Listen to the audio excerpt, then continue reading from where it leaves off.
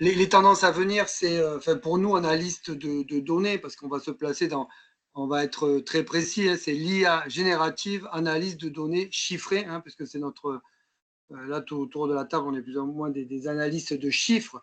Donc, il y a deux tendances qui sont en train de se confirmer actuellement, c'est-à-dire ce qu'on appelle de l'IA embarquée, c'est-à-dire que nos solutions, nos logiciels traditionnels de finance, plus nos solutions de business intelligence, de SI décisionnel, de data visualisation, sont en train d'embarquer des fonctionnalités d'IA pour nous aider, nous, à mieux utiliser, enfin à mieux manipuler les données. Hein. Donc, c'est la première tendance, c'est-à-dire c'est l'IA embarquée dans les solutions. Hein.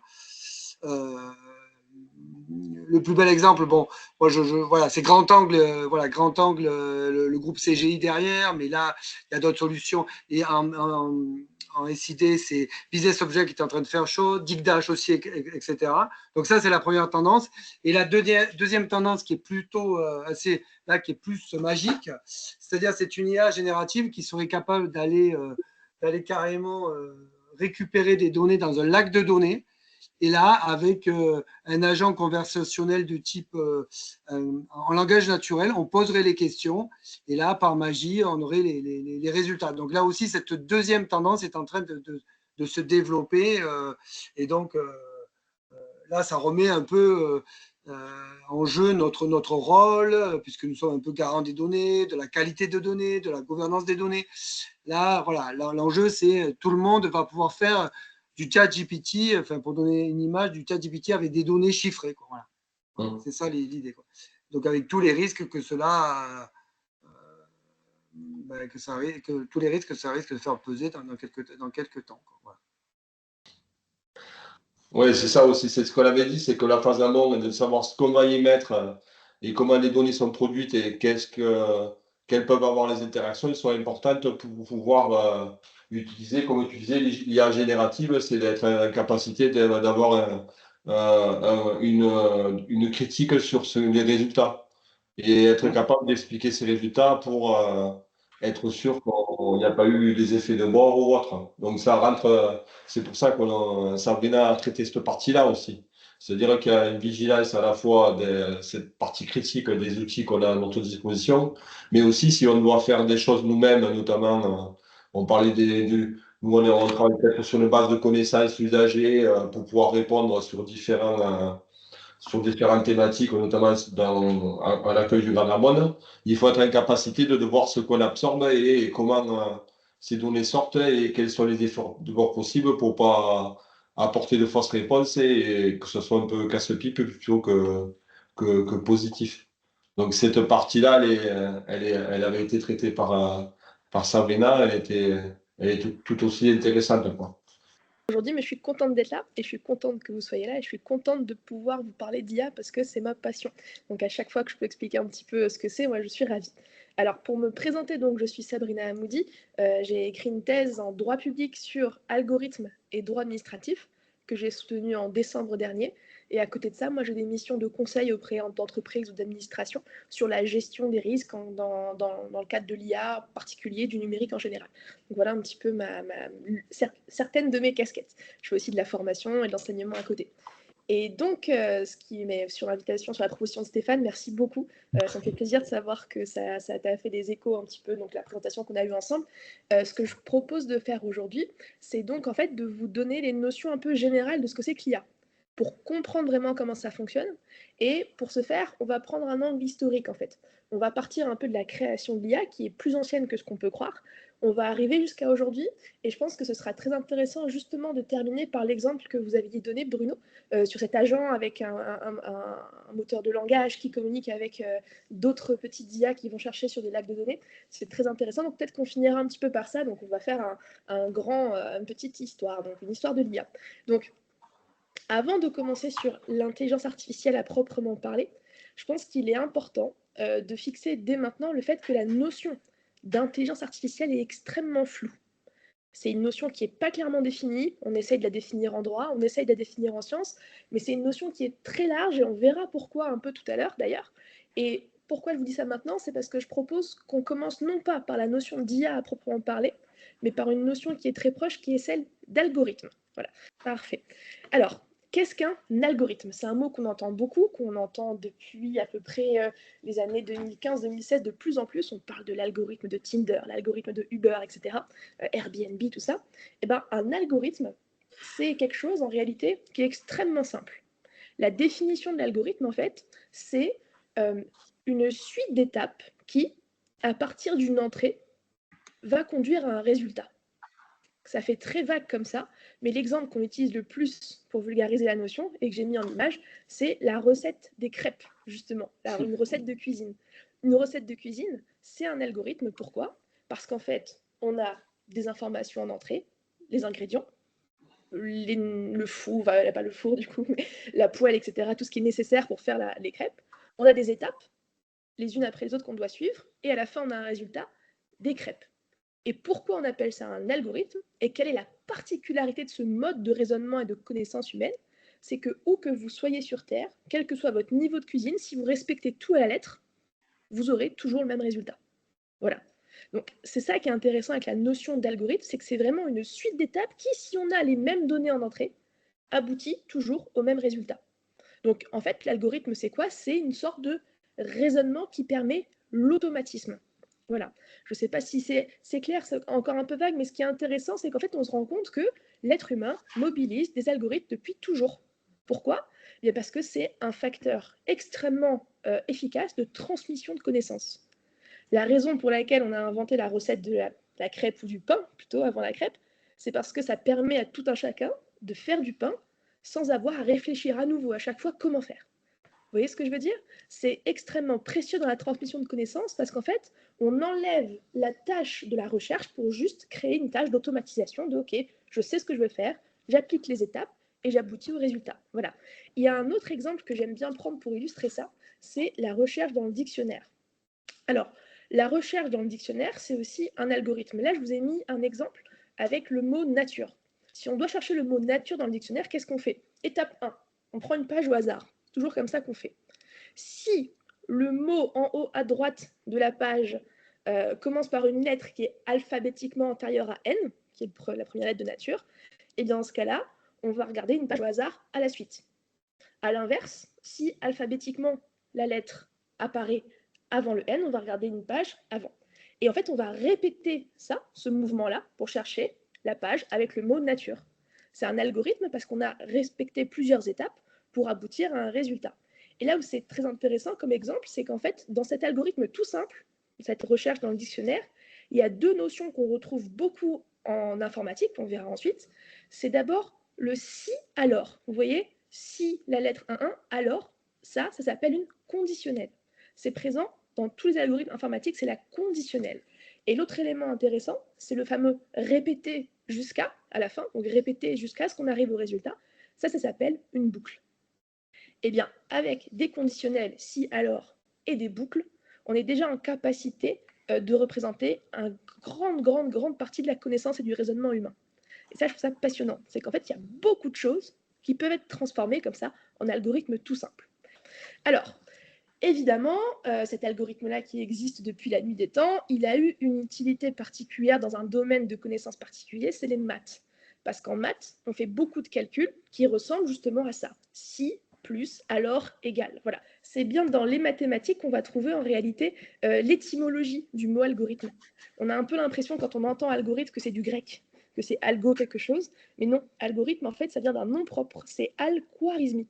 C'était un chercheur persan des années 800 à peu près, un chercheur persan qui est en fait le père de l'algèbre. Le mot algèbre vient de la même racine que algorithme en fait, ça vient de son nom, Al-Khwarizmi. Et en fait c'est lui qui a, dans un livre qui était, enfin, c'est reconnu comme une des bibles des mathématiques, qui a posé un certain nombre d'algorithmes. Ça veut dire quoi? Ça veut dire il a posé donc un certain nombre de recettes de cuisine pour des calculs mathématiques. Voilà, c'est ça des algorithmes.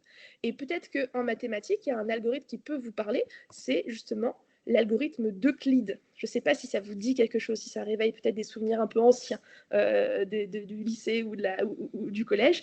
L'algorithme d'Euclide, c'est un calcul en fait qui permet quoi? Je ne rentre pas dans les détails, sauf à ce qu'on ait des matheux qui sont très intéressés par le sujet, mais l'algorithme d'Euclide permet quoi? Il permet en fait de calculer le plus grand dénominateur commun entre deux nombres. Et bien, pour faire cet algorithme-là, on a exactement comme avec la recherche dans le dictionnaire. On a des conditionnels, si, alors, et on a à la fin des boucles. Remplacer et retourner jusqu'à. Le jusqu'à, c'est des boucles. Continuer, et c'est ça. Conditionnel et boucle. Donc, ce que j'essaye de dire jusqu'ici, c'est qu'en fait, les mathématiques, ça a été donc l'un des terrains les plus propices à l'utilisation d'algorithmes. Parce que en maths, qu'est-ce qu'on fait? On raisonne de manière automatique pour obtenir un résultat. Voilà. Alors, ce qui est très intéressant, c'est que très vite, c'est dans le champ des mathématiques qu'est apparue en réalité la recherche en informatique. Vous verrez pourquoi je dis ça peut-être un peu plus tard. En réalité, ce qui s'est passé, c'est qu'il y a des mathématiciens qui très tôt se sont dit, OK, on utilise les algorithmes, c'est très pratique, est-ce qu'on ne pourrait pas mécaniquement les réaliser? Alors, je fais ce geste-là. Pourquoi? Je ne sais pas si vous me voyez, en même temps, je ne voyais que le PDE, mais je fais un petit geste de la main, parce qu'en fait, très vite, on est passé des mathématiques à la machine, avec notamment l'exemple de Blaise Pascal. Blaise Pascal qui a construit ce qu'on appelle la pascaline. La pascaline, c'est quoi? C'est une petite calculatrice dans laquelle on tourne des rouages et qui permet de faire soustraction et addition. Alors son père était au tribunal des impôts de Clermont-Ferrand et il a juste voulu l'aider. Et il a réalisé en réalité ce côté automatisable des mathématiques. Il a réalisé que c'était possible en fait mécaniquement, grâce à un jeu de rouages, de faire du calcul et de transformer ça en une machine. Donc moi j'aime bien dire que cette pascaline, c'est déjà l'ancêtre de l'ordinateur. C'est l'ancêtre de l'ordinateur parce qu'en fait, elle a permis d'automatiser de manière concrète, de manière matérielle, un raisonnement abstrait. Et c'est intéressant, je trouve, de constater que c'est bien dans ces mathématiques-là qu'est né donc les débuts de la pensée de la machine, en fait. La machine mathématique. Et très vite, avec là, on est en 1652, et très très vite, on a commencé à se dire, bon, on arrive à résoudre des problèmes simples, addition, soustraction, on a arrivé à faire des multiplications avec d'autres machines, etc. Est-ce qu'on ne pourrait pas créer une machine qui arrive à résoudre tous les problèmes mathématiques possibles? Et ça, c'était l'ambition de Charles Babbage.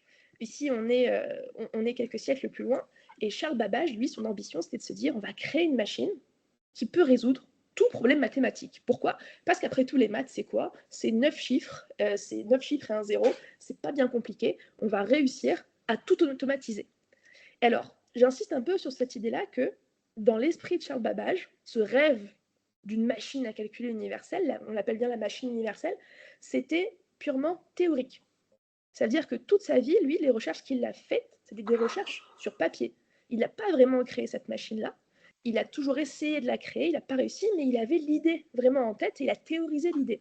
Et ce qui est intéressant, c'est qu'en fait, il s'est inspiré, je ne sais pas si vous voyez comment ça fonctionne, mais des métiers à tisser sur carte. En fait, c'était des grandes machines avec des cartes perforées, un peu comme les boîtes à musique. On mettait la carte dans la machine à tisser lisait les petits trous sur la carte, et ça permettait à la fin d'obtenir une pièce de tissu tissée. Et lui, il s'est dit qu'on pourrait faire la même chose avec la maths. C'est-à-dire qu'on pourrait créer en fait des petites cartes à trous, on les mettrait dans cette machine analytique, elle calculerait ce qu'il y a écrit sur les cartes à trous et donnerait un résultat. Et là, on comprend très bien qu'en fait, il a inventé, en théorie, l'idée de programmation. Parce que c'est ça, une programmation. Programmer quelque chose, ça veut dire écrire les directives en amont et faire lire les directives par la machine, et la machine produit un résultat.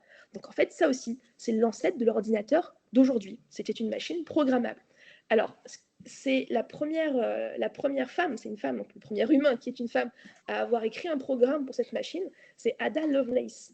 Et en fait, elle a écrit un programme pour calculer ce qu'on appelle la suite des chiffres des nombres de Bernoulli.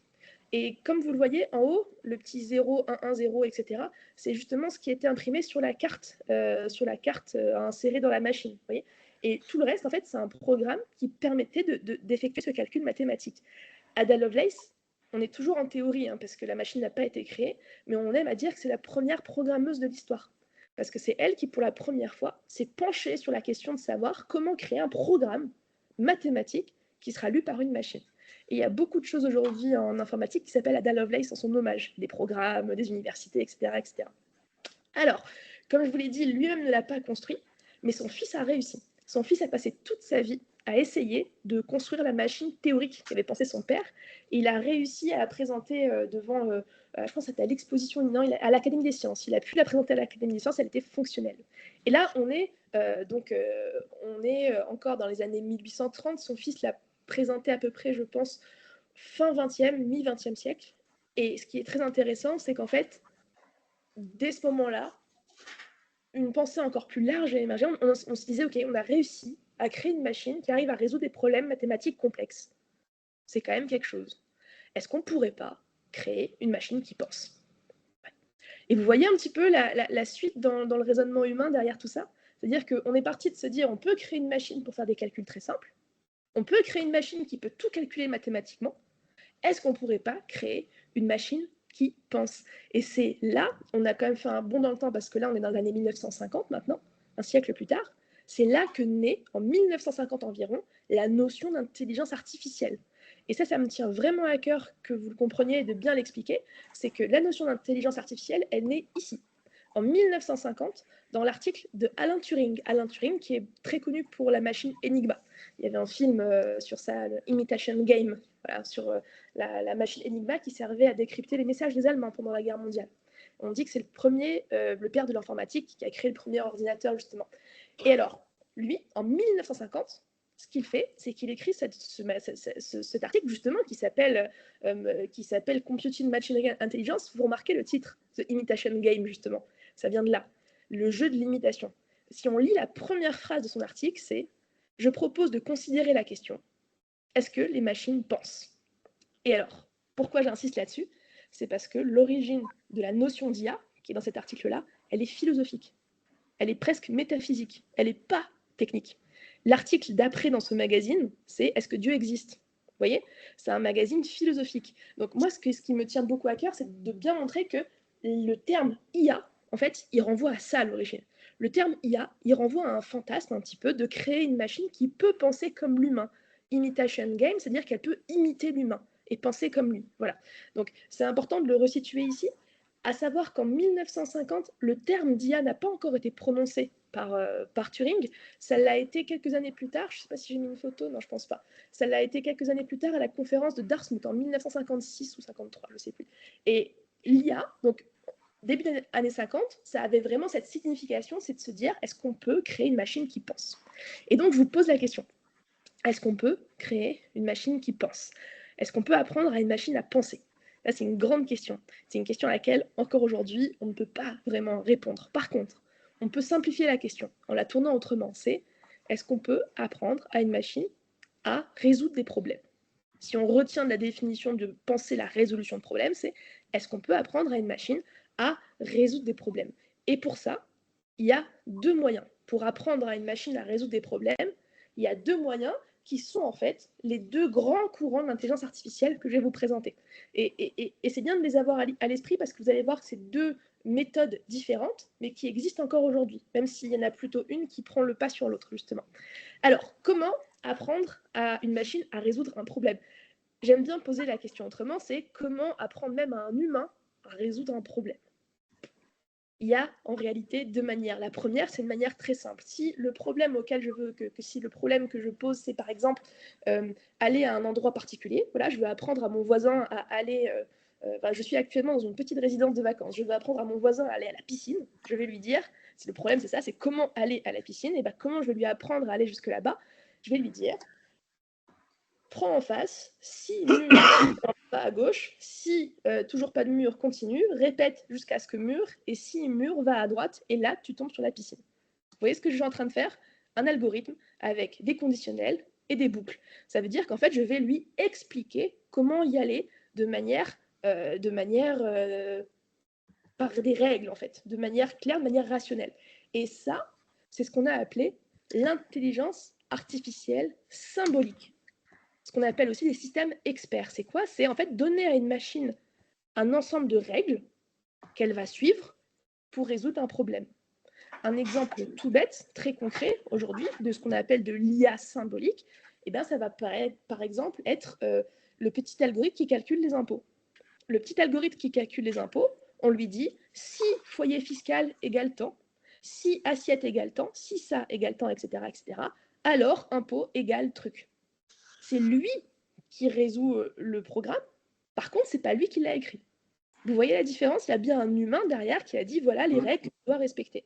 Il lui a expliqué. Voilà, c'est la première manière de faire, ce qu'on appelle de l'IA symbolique, c'est expliquer les choses à la machine, étape par étape, en adoptant son langage à elle. Je ne vais pas rentrer dans le détail de ce qu'est le langage informatique, mais il y a bel et bien cet élément de traduction de ce qu'on pense, nous, en langage de programmation. Donc, quelque chose de très simple et très carré. Alors, cette IA symbolique, elle a beaucoup été utilisée, elle l'est encore aujourd'hui, mais ça a été le boom intellectuel dans les années 60-70, surtout dans les administrations. L'informatique juridique, la cybernétique, ça a fait une sorte j'allais pas dire bouillie parce que c'est pas très positif, mais une sorte d'émulation intellectuelle autour de cette notion-là de comment est-ce qu'on peut en fait créer des règles qui vont être appliquées par des machines pour la procédure administrative, pour le droit, pour tout ça. Dès les années 60, hein, c'est très tôt, très tôt. Et donc, cette IA symbolique, comme je l'ai dit, c'est la première manière de résoudre le problème ou d'apprendre à une machine à résoudre un problème. Quelle est la seconde manière? Si on se replace dans ce que je disais tout à l'heure par rapport à mon voisin qui venait à la piscine, eh ben, la seconde manière, c'est quoi? C'est de lui montrer le chemin tous les jours sans rien dire. Ça veut dire qu'au bout d'un moment, il aura compris parce qu'il m'aura vu faire. Ou alors, il va voir tous les gens passer et aller à la piscine, et tout de suite, il va se dire, ah, c'est comme ça qu'on fait. On va par là, on va par là, on va par là. Et bien ça c'est la manière qu'on a aussi d'apprendre quand on est enfant, c'est l'apprentissage par l'exemple. On apprend à résoudre un problème en montrant comment on résout le problème. Ça ne nécessite pas de créer des règles, ça nécessite juste de montrer. Voilà, c'est la même chose pour, j'aime bien prendre l'exemple d'un meuble Ikea. Ça veut dire que dans ce cas-là, plutôt que de dire ce qu'il faut faire, ben on montrerait, voilà, je suis en train de monter le meuble, je vais le monter 40 fois, et au bout des 40 fois, vous allez comprendre comment monter le meuble vous-même. Voilà.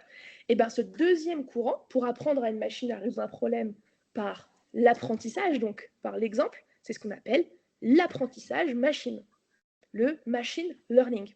C'est pas plus compliqué que ça, c'est apprendre à la machine par l'exemple. Et le nom de ce courant, historiquement, par rapport à l'IA symbolique que j'expliquais tout à l'heure, c'est ce qu'on appelle l'IA connexionniste. On appelle ça l'IA connexionniste parce qu'en fait, son travail à elle, c'est pas de suivre des règles, c'est de faire des connexions entre plein de petites choses pour, à la fin, réussir elle-même à en tirer un résultat. Vous voyez un peu la différence de fonctionnement entre les deux? Alors, pour revenir un petit peu, un peu plus en détail sur cette notion d'IA connexionniste, l'exemple qu'on prend le plus justement, c'est celui de la reconnaissance d'une photo de chien et d'une photo de chat. C'est l'exemple, c'est un peu le marronnier, comme la recette de cuisine. C'est un peu le marronnier de l'IA. Et donc, si on était face à une IA symbolique et que le problème qu'on se pose, c'est comment différencier un chat d'un chien, ou plus précisément, cette photo représente-t-elle un chat ou un chien? Ça, c'est le problème qu'on se pose et on veut apprendre à une machine à résoudre ce problème. Donc, on veut apprendre à une machine à reconnaître les chiens et les chats. Si on faisait de l'IA symbolique, qu'est-ce qu'on ferait? Eh bien, on écrirait un programme qui permet de différencier les chats des chiens. Ça veut dire qu'on aurait besoin d'être expert zoologue autour d'une table et de se dire, voilà, alors un chat, ça a des oreilles pointues, un chien, pas autant que ça, quand même parfois, le pelage, c'est ça, la taille, c'est ça, le museau, c'est ça. Il faudrait en fait, entre humains, définir ce qui permet de reconnaître un chien ou un chat. On créerait ensuite des lignes de code qui permettraient à une machine d'adopter ce raisonnement, et la machine, à la fin, elle roulerait ces lignes de code et elle donnerait un résultat, chat ou chien. Mais vous comprenez que ça demande beaucoup d'investissement humain. C'est pas très sûr parce que comment est-ce qu'on peut vraiment décider ce qu'est un chien, ce qu'est un chat? Ça demanderait du travail, ça demanderait des experts. À l'inverse, l'IA connexionniste, que je vous ai dit tout à l'heure, celle qui fonctionne par l'apprentissage, par l'exemple, le machine learning, ben la démarche est différente. Ça veut dire quoi? Ça veut dire qu'en fait, pour l'apprentissage machine, ce deuxième courant, on va lui montrer des millions de photos de chats et de chiens. Et on va lui dire quand il a bon ou quand il se trompe en reconnaissant une photo de chat ou de chien. Voilà. Et c'est comme ça que tout seul, il va apprendre à faire des connexions. Donc IA connexionniste, je vous expliquerai un peu plus en détail c'est quoi ces connexions justement. Il va apprendre à faire des connexions pour dire, bah voilà, ça c'est un chat, ça c'est un chien, et il arrivera à 99% de réussite parce qu'il aura eu beaucoup d'exemples. D'accord? Avant de revenir un peu plus en détail sur le fonctionnement de cette deuxième IA connexionniste, justement, qui est aujourd'hui ChatGPT, qui est ce qu'on appelle l'IA. Hein. Vraiment, ça, on y reviendra. Je trouve ça intéressant de faire vraiment le parallèle entre les deux pour bien voir leurs différences. Dans le cas de l'IA symbolique, on n'a pas besoin de beaucoup de données. On a besoin d'intelligence humaine, en fait. On a besoin d'experts. On a besoin de gens qui connaissent les chats et les chiens, et on a besoin de temps, parce qu'il faut écrire ce programme, et on a besoin de programmeurs pour traduire ce programme en code, enfin l'idée en code. Par contre, dans le cadre de l'IA connexionniste, on ne peut rien faire sans un très très très grand nombre de données. Parce qu'il faut le plus possible de données pour s'entraîner le mieux possible et avoir le plus bon taux de résultat à la fin. Voilà. Et pourquoi ça c'est important dès maintenant? C'est parce qu'en fait, ces deux IA ne posent pas les mêmes questions et n'ont pas les mêmes limites. Dans le cas de la première, la limite, ça va être quoi? La limite, ça va être de faire un programme pertinent pour bien reconnaître. Mais dans le cas de la seconde, ça va être en fait de trouver des données pertinentes. Ça veut dire que si, par exemple, un exemple tout bête, si on va entraîner un modèle d'IA avec des photos de chats et de chiens, mais qu'on oublie une race de chien, il y a de fortes chances qu'il ne sache jamais la reconnaître, parce qu'il ne l'aura jamais vue avant. Donc, dans le cadre de l'IA connexionniste, il faut vraiment mettre le doigt sur la qualité de la donnée d'entraînement. Parce que c'est la qualité de la donnée d'entraînement qui va permettre justement au modèle d'être pertinent. Alors que dans l'IA symbolique, c'était le raisonnement humain qui permettait à l'IA d'être pertinent. Est-ce que jusqu'ici, vous me suivez? Toujours? Super, parfait. Alors, je vous parlais justement des connexions. Et avant de rentrer peut-être un peu dans le détail des modèles de langage, on va s'arrêter un peu sur ces images-là pour vous expliquer comment ça marche pour faire des connexions entre les différentes choses, comment en fait l'IA connexionniste, donc le machine learning, comment ça va réfléchir. Pour nous, ce qu'on voit sur ces deux images-là, on voit un chat et un chien. Ce que voit un ordinateur, c'est une suite de pixels, de couleurs différentes, de textures différentes, les unes à côté des autres. En fait, ce qui va se passer, c'est que voilà comment fonctionne un programme de machine learning. C'est ce qu'on appelle des réseaux de neurones. L'exemple que je donne, c'est un exemple de réseau de neurones. On entend peut-être vous en avez entendu parler parce que c'est assez connu comme méthode d'apprentissage. Chaque rond, c'est ce qu'on appelle un neurone. On appelle ça un neurone parce que ça ressemble un petit peu, mais avec des limites, au fonctionnement neuronal humain parce qu'il y a des connexions entre différents groupes de neurones. Voilà. Et donc, un neurone pour chaque rond. Ce qui va se passer, c'est que là, la première couche, les tout premiers ronds, la première colonne, c'est ce qu'on appelle les neurones d'entrée. Ce qu'ils vont faire, c'est que chaque neurone d'entrée va prendre un pixel. Voilà. Première chose, c'est facile. Il va prendre un pixel. Et en fait, il va donner une valeur, un poids à ce pixel. Par exemple, le premier, il va dire, ce pixel-là, il a cette valeur-là. C'est mathématique, ça aussi, on pourra expliquer un peu plus en détail, mais on ne va pas y aller tout de suite. Ensuite, ce qui va se passer, c'est que, regardez ce premier pixel, ce qu'il va faire, c'est qu'il va communiquer avec tous les autres pixels de la couche suivante. Et ce qu'on appelle des couches, c'est pour ça qu'on appelle ça le deep learning. C'est parce qu'on appelle ça, deep, ça veut dire profondeur en anglais, et l'apprentissage profond, c'est quand il y a plein de couches comme ça, en fait, de neurones qui s'ajoutent les unes aux autres, ça fait une illusion de profondeur. Ça paraît un peu complexe, vous allez voir, c'est plutôt facile. Ce qui va se passer, c'est donc, chaque neurone d'entrée prend un pixel, il communique avec le pixel d'après pour lui dire, alors moi, mon pixel, il ressemble à ça, il fait ça, il fait ça. Et l'autre neurone de la couche suivante va dire, tiens, j'ai vu que celui qui était juste en dessous était plutôt de ce type-là, ce type-là, ce type-là, ce type-là. Donc en fait, ils vont tous se partager leur information, et à la fin, ça va faire un modèle statistique de ce à quoi ressemble potentiellement une image de chien ou de chat. Pour le dire autrement, tout ce que l'IA sera capable de dire, c'est que un chien, c'est statistiquement quand un tel pixel est à côté d'un tel pixel, et à côté d'un tel pixel, et à côté d'un tel pixel. Vous voyez un peu ce que je veux dire?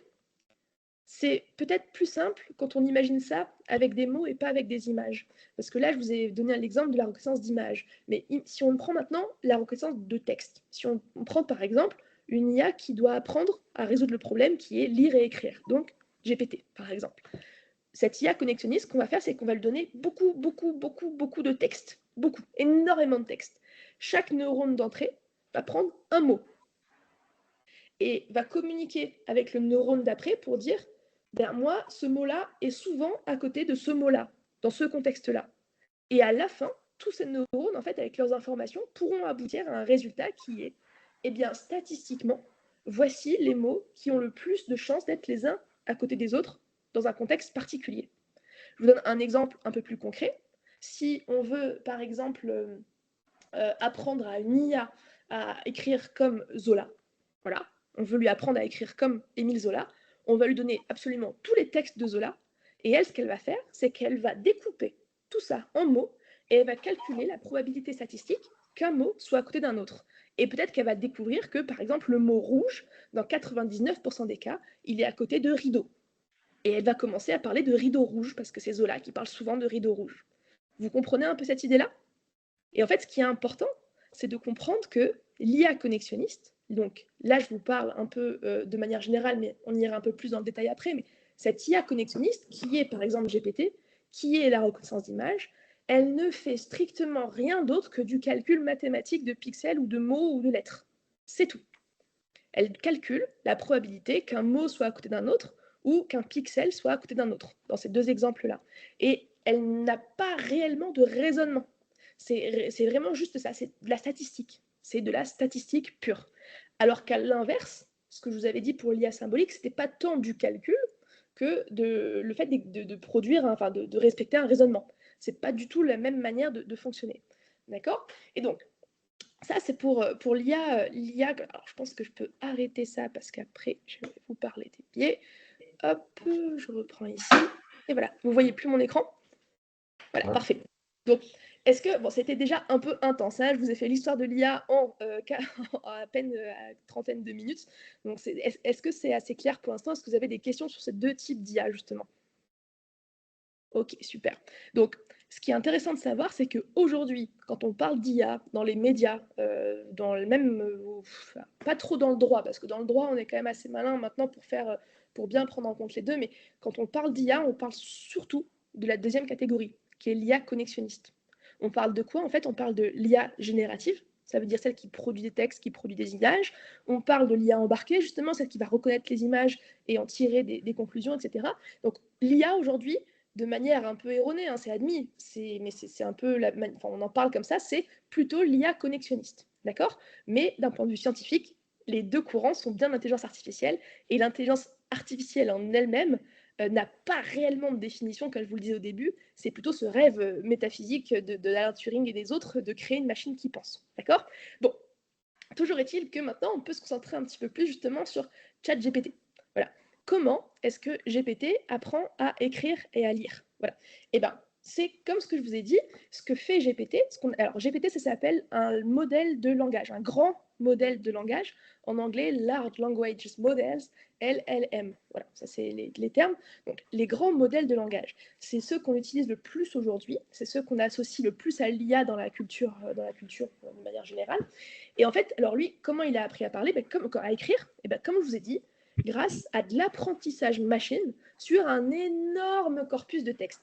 Et j'insiste sur le énorme, parce que je pense que l'une des raisons pour lesquelles on est souvent un peu bluffé par GPT et par ses compars, c'est qu'on n'a pas, en tant qu'être humain, la capacité de saisir les grands nombres. Si je vous dis 3 milliards ou 10 milliards, peut-être que vous ne voyez pas à quel point c'est différent. Et alors, ce qui me fascine, c'est que le nombre de mots sur lesquels le premier modèle de GPT a été entraîné, sachant que ce nombre de mots originels a augmenté de manière exponentielle au cours de son entraînement avec les utilisateurs. D'accord? Ce nombre de mots, plutôt que de le dire en nombre, je préfère dire que c'est comme si il y avait eu 2 mots de prononcés par seconde depuis le premier homme. C'est là qu'on se rend compte à peu près de la quantité de données nécessaires à la création d'un modèle de langage. Et pourquoi c'est important? C'est parce qu'on a toujours cette tendance un petit peu à comparer le modèle de langage à l'être humain. Ça, je fais partie de plusieurs groupes de recherche un peu philosophiques et théoriques sur l'IA, et à chaque fois cette question qui est qu'est-ce que l'être humain face à l'IA? Voilà, comment est-ce qu'on sépare les deux et tout? Et en fait, la question, elle est un peu pipée dès le départ, parce que ChatGPT a appris à écrire grâce à toutes ces données-là, alors qu'un être humain apprend à écrire avec beaucoup moins de données, en fait. Il apprend à écrire avec ce qu'on appelle une intelligence artificielle, du coup, une intelligence générale et contextuelle. Quand on est enfant, on apprend à écrire sans avoir besoin de lire absolument tout ce qui a été écrit depuis la nuit des temps. Voilà. Donc c'est juste pour recentrer un petit peu, c'est quelque chose, c'est intéressant, mais c'est pas. Donc, ce que fait GPT, c'est donc qu'il va avoir toutes ces données-là et qu'il va calculer la probabilité donc qu'une lettre apparaisse avant ou après une autre, ou un mot apparaisse avant ou après une autre dans un contexte donné. Et pourquoi j'insiste là-dessus? C'est parce que le modèle de langage qui était GPT-1, après on va parler d'autre chose, ça a changé un petit peu, il ne sait pas faire plus que ça. Ça, il faut le garder en tête. C'est-à-dire qu'il est programmé pour résoudre un problème qui est écrire et lire.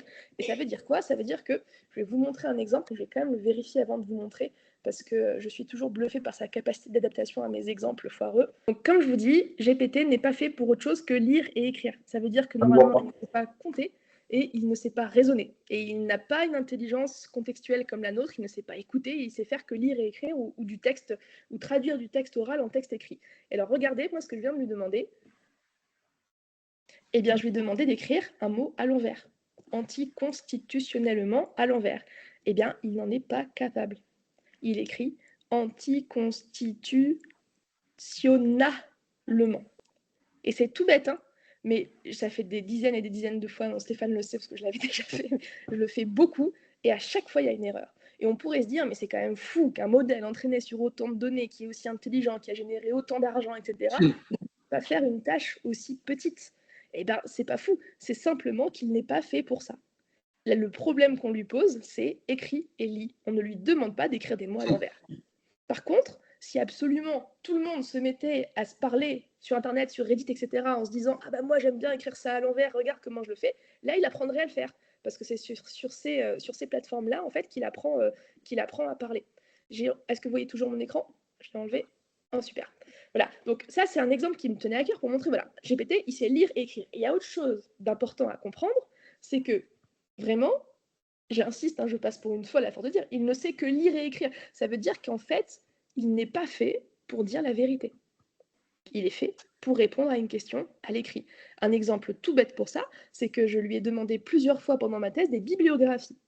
Donc des bibliographies sur mon sujet de thèse, algorithme et droit administratif. Alors, je lui demande, ChatGPT, peux-tu me fournir une bibliographie? Il me dit bien sûr. Et là, il me donne des noms d'articles parfaitement pertinents pour ma thèse, avec des auteurs qui me disent plus ou moins quelque chose, et surtout des références parfaites de revues qui existent. Voilà, la RFDA, la RJDA, etc., etc. Et donc, il me fait ça, et puis je me dis, c'est quand même fou, je connais aucun de ces articles alors qu'ils ont l'air tous très pertinents. Et bien, c'est parce qu'aucun de ces articles n'existait. Sauf que pour GPT, il a fait le boulot. Je lui ai demandé une bibliographie, il m'a fait une bibliographie, et en plus, elle était tout à fait pertinente. Il ne va pas faire plus que ça. Donc ça, c'est la première chose à toujours avoir en tête quand on interagit avec un modèle de langage, c'est qu'il n'est pas fait pour dire la vérité. Et c'est ce qu'on appelle, vous avez peut-être entendu ce terme-là, les hallucinations. En fait, quand on parle d'hallucination, c'est que GPT se met à inventer quelque chose. Pourquoi? Parce que plutôt que de ne rien dire, il va dire quelque chose pour remplir et pour écrire. Et les hallucinations, un exemple que j'ai vu il n'y a pas longtemps, justement, c'était dans les conclusions d'un avocat, ce que je trouve quand même assez grave. Il y a eu beaucoup d'arrêts cités, très pertinents, mais qui n'existaient pas, avec des numéros de requête, etc., qui ne correspondaient pas aux arrêts. Mais ça marche très bien, hein. Quand on lit, c'est très pertinent, parce que GPT est fait pour ça. Il est fait pour produire une réponse qui ressemble à la vérité, mais qui n'est pas forcément la vérité. Et donc, sans relire derrière, on peut très vite se faire avoir par ces hallucinations. Mais ce qui me tient à cœur aussi ici, et c'est un avis qui est partagé par les informaticiens avec qui j'ai travaillé, on dit souvent que les hallucinations ne sont pas des bugs, mais des features. Ça veut dire, c'est pas des bugs, mais c'est des caractéristiques des modèles de langage. Quand GPT hallucine, c'est pas du tout un bug, ça veut dire qu'en fait, il fait bien son boulot. Parce que son boulot, ce n'est ni plus ni moins que de produire une réponse point barre. C'est pas de produire une réponse vraie, c'est pas de produire une réponse bonne ou quoi que ce soit. D'accord? Donc ça, c'est la première chose à avoir en tête quand on interagit avec un modèle de langage, c'est de bien savoir ce qu'il est capable de faire pour ensuite mettre une dose d'esprit critique là-dessus et se dire, OK, il sait faire ça, mais pas plus. Ça, c'est la première chose. Et la deuxième chose qui est importante à avoir à l'esprit quand on est avec ces modèles-là, c'est que je vous ai dit qu'il était fait pour produire une réponse. Il n'est pas juste fait pour ça. En fait, il est fait pour produire une réponse qui va satisfaire l'usager. Parce que si l'usager arrête d'interagir avec le modèle, ça coupe son apprentissage et il n'est pas programmé pour ça. D'accord? Je fais un petit aparté mathématique, c'est qu'en fait, ChatGPT, GPT, comme les modèles de langage en général, sont programmés selon une fonction mathématique en fait qui est croissante. Et quand l'utilisateur est mécontent, ou quand il arrête la discussion, ça va vers le bas. Donc lui, son but, c'est de faire remonter cette courbe. Ça veut dire qu'il va tout faire pour que l'utilisateur soit content. Et quand on sait ça, on se rend compte en fait des biais que ça peut porter derrière. Ça veut dire que lui, son but, ce n'est pas de vous produire une réponse honnête ou pertinente, il ne connaît pas, c'est un modèle mathématique, il n'y a pas de notion de morale, d'éthique ou quoi que ce soit, il n'y a même pas de notion de vérité, il y a juste la notion de engendrer un aller-retour de texte. Point barre, c'est tout.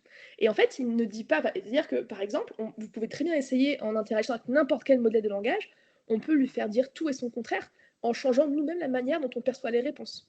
Si on lui pose une question très factuelle sur, par exemple, quelle est la couleur du cheval blanc d'Henri IV, et puis il va nous répondre blanc, et puis on va commencer à montrer notre mécontentement en disant oui, mais c'est quand même métaphorique, il n'était pas tout à fait blanc. Ah oui, vous avez raison, il était en réalité blanc cassé. Je dis oui, mais blanc cassé, c'est quand même un peu extrême aussi. Moi, je pense que si on regarde un peu les types de chevaux qu'il y avait à l'époque, c'est pas plutôt oui, vous avez raison, il est plutôt gris. On peut lui faire dire tout et son contraire. Moi, je m'amuse un peu, enfin, amuse, un grand mot, mais oui, je m'amuse à ça. Avec les IA, on peut faire dire à l'IA de Meta, j'ai testé ça, je vous montrerai peut-être l'exemple tout à l'heure, l'IA de Meta qui est sur WhatsApp, par exemple, ou sur Instagram, etc. C'est une petite IA conversationnelle qui apparaît.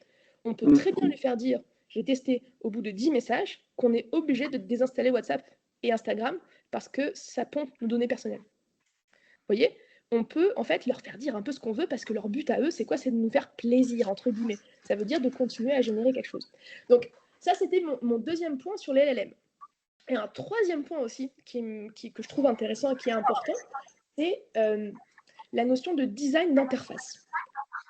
C'est-à-dire que la raison pour laquelle on fait autant confiance à ChatGPT, c'est aussi parce qu'il est designé pour qu'on lui fasse confiance. C'est un petit modèle de chat, c'est extrêmement facile et c'est très vite très addictif parce que c'est fait pour ça.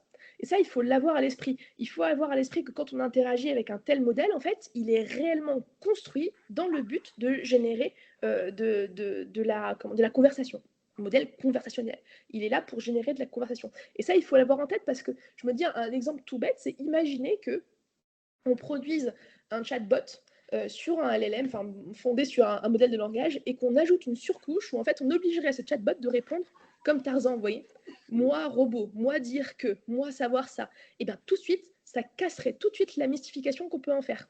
Parce qu'on réaliserait qu'en face, on a quoi? On a un petit programme qui agit et qui n'est pas un être humain.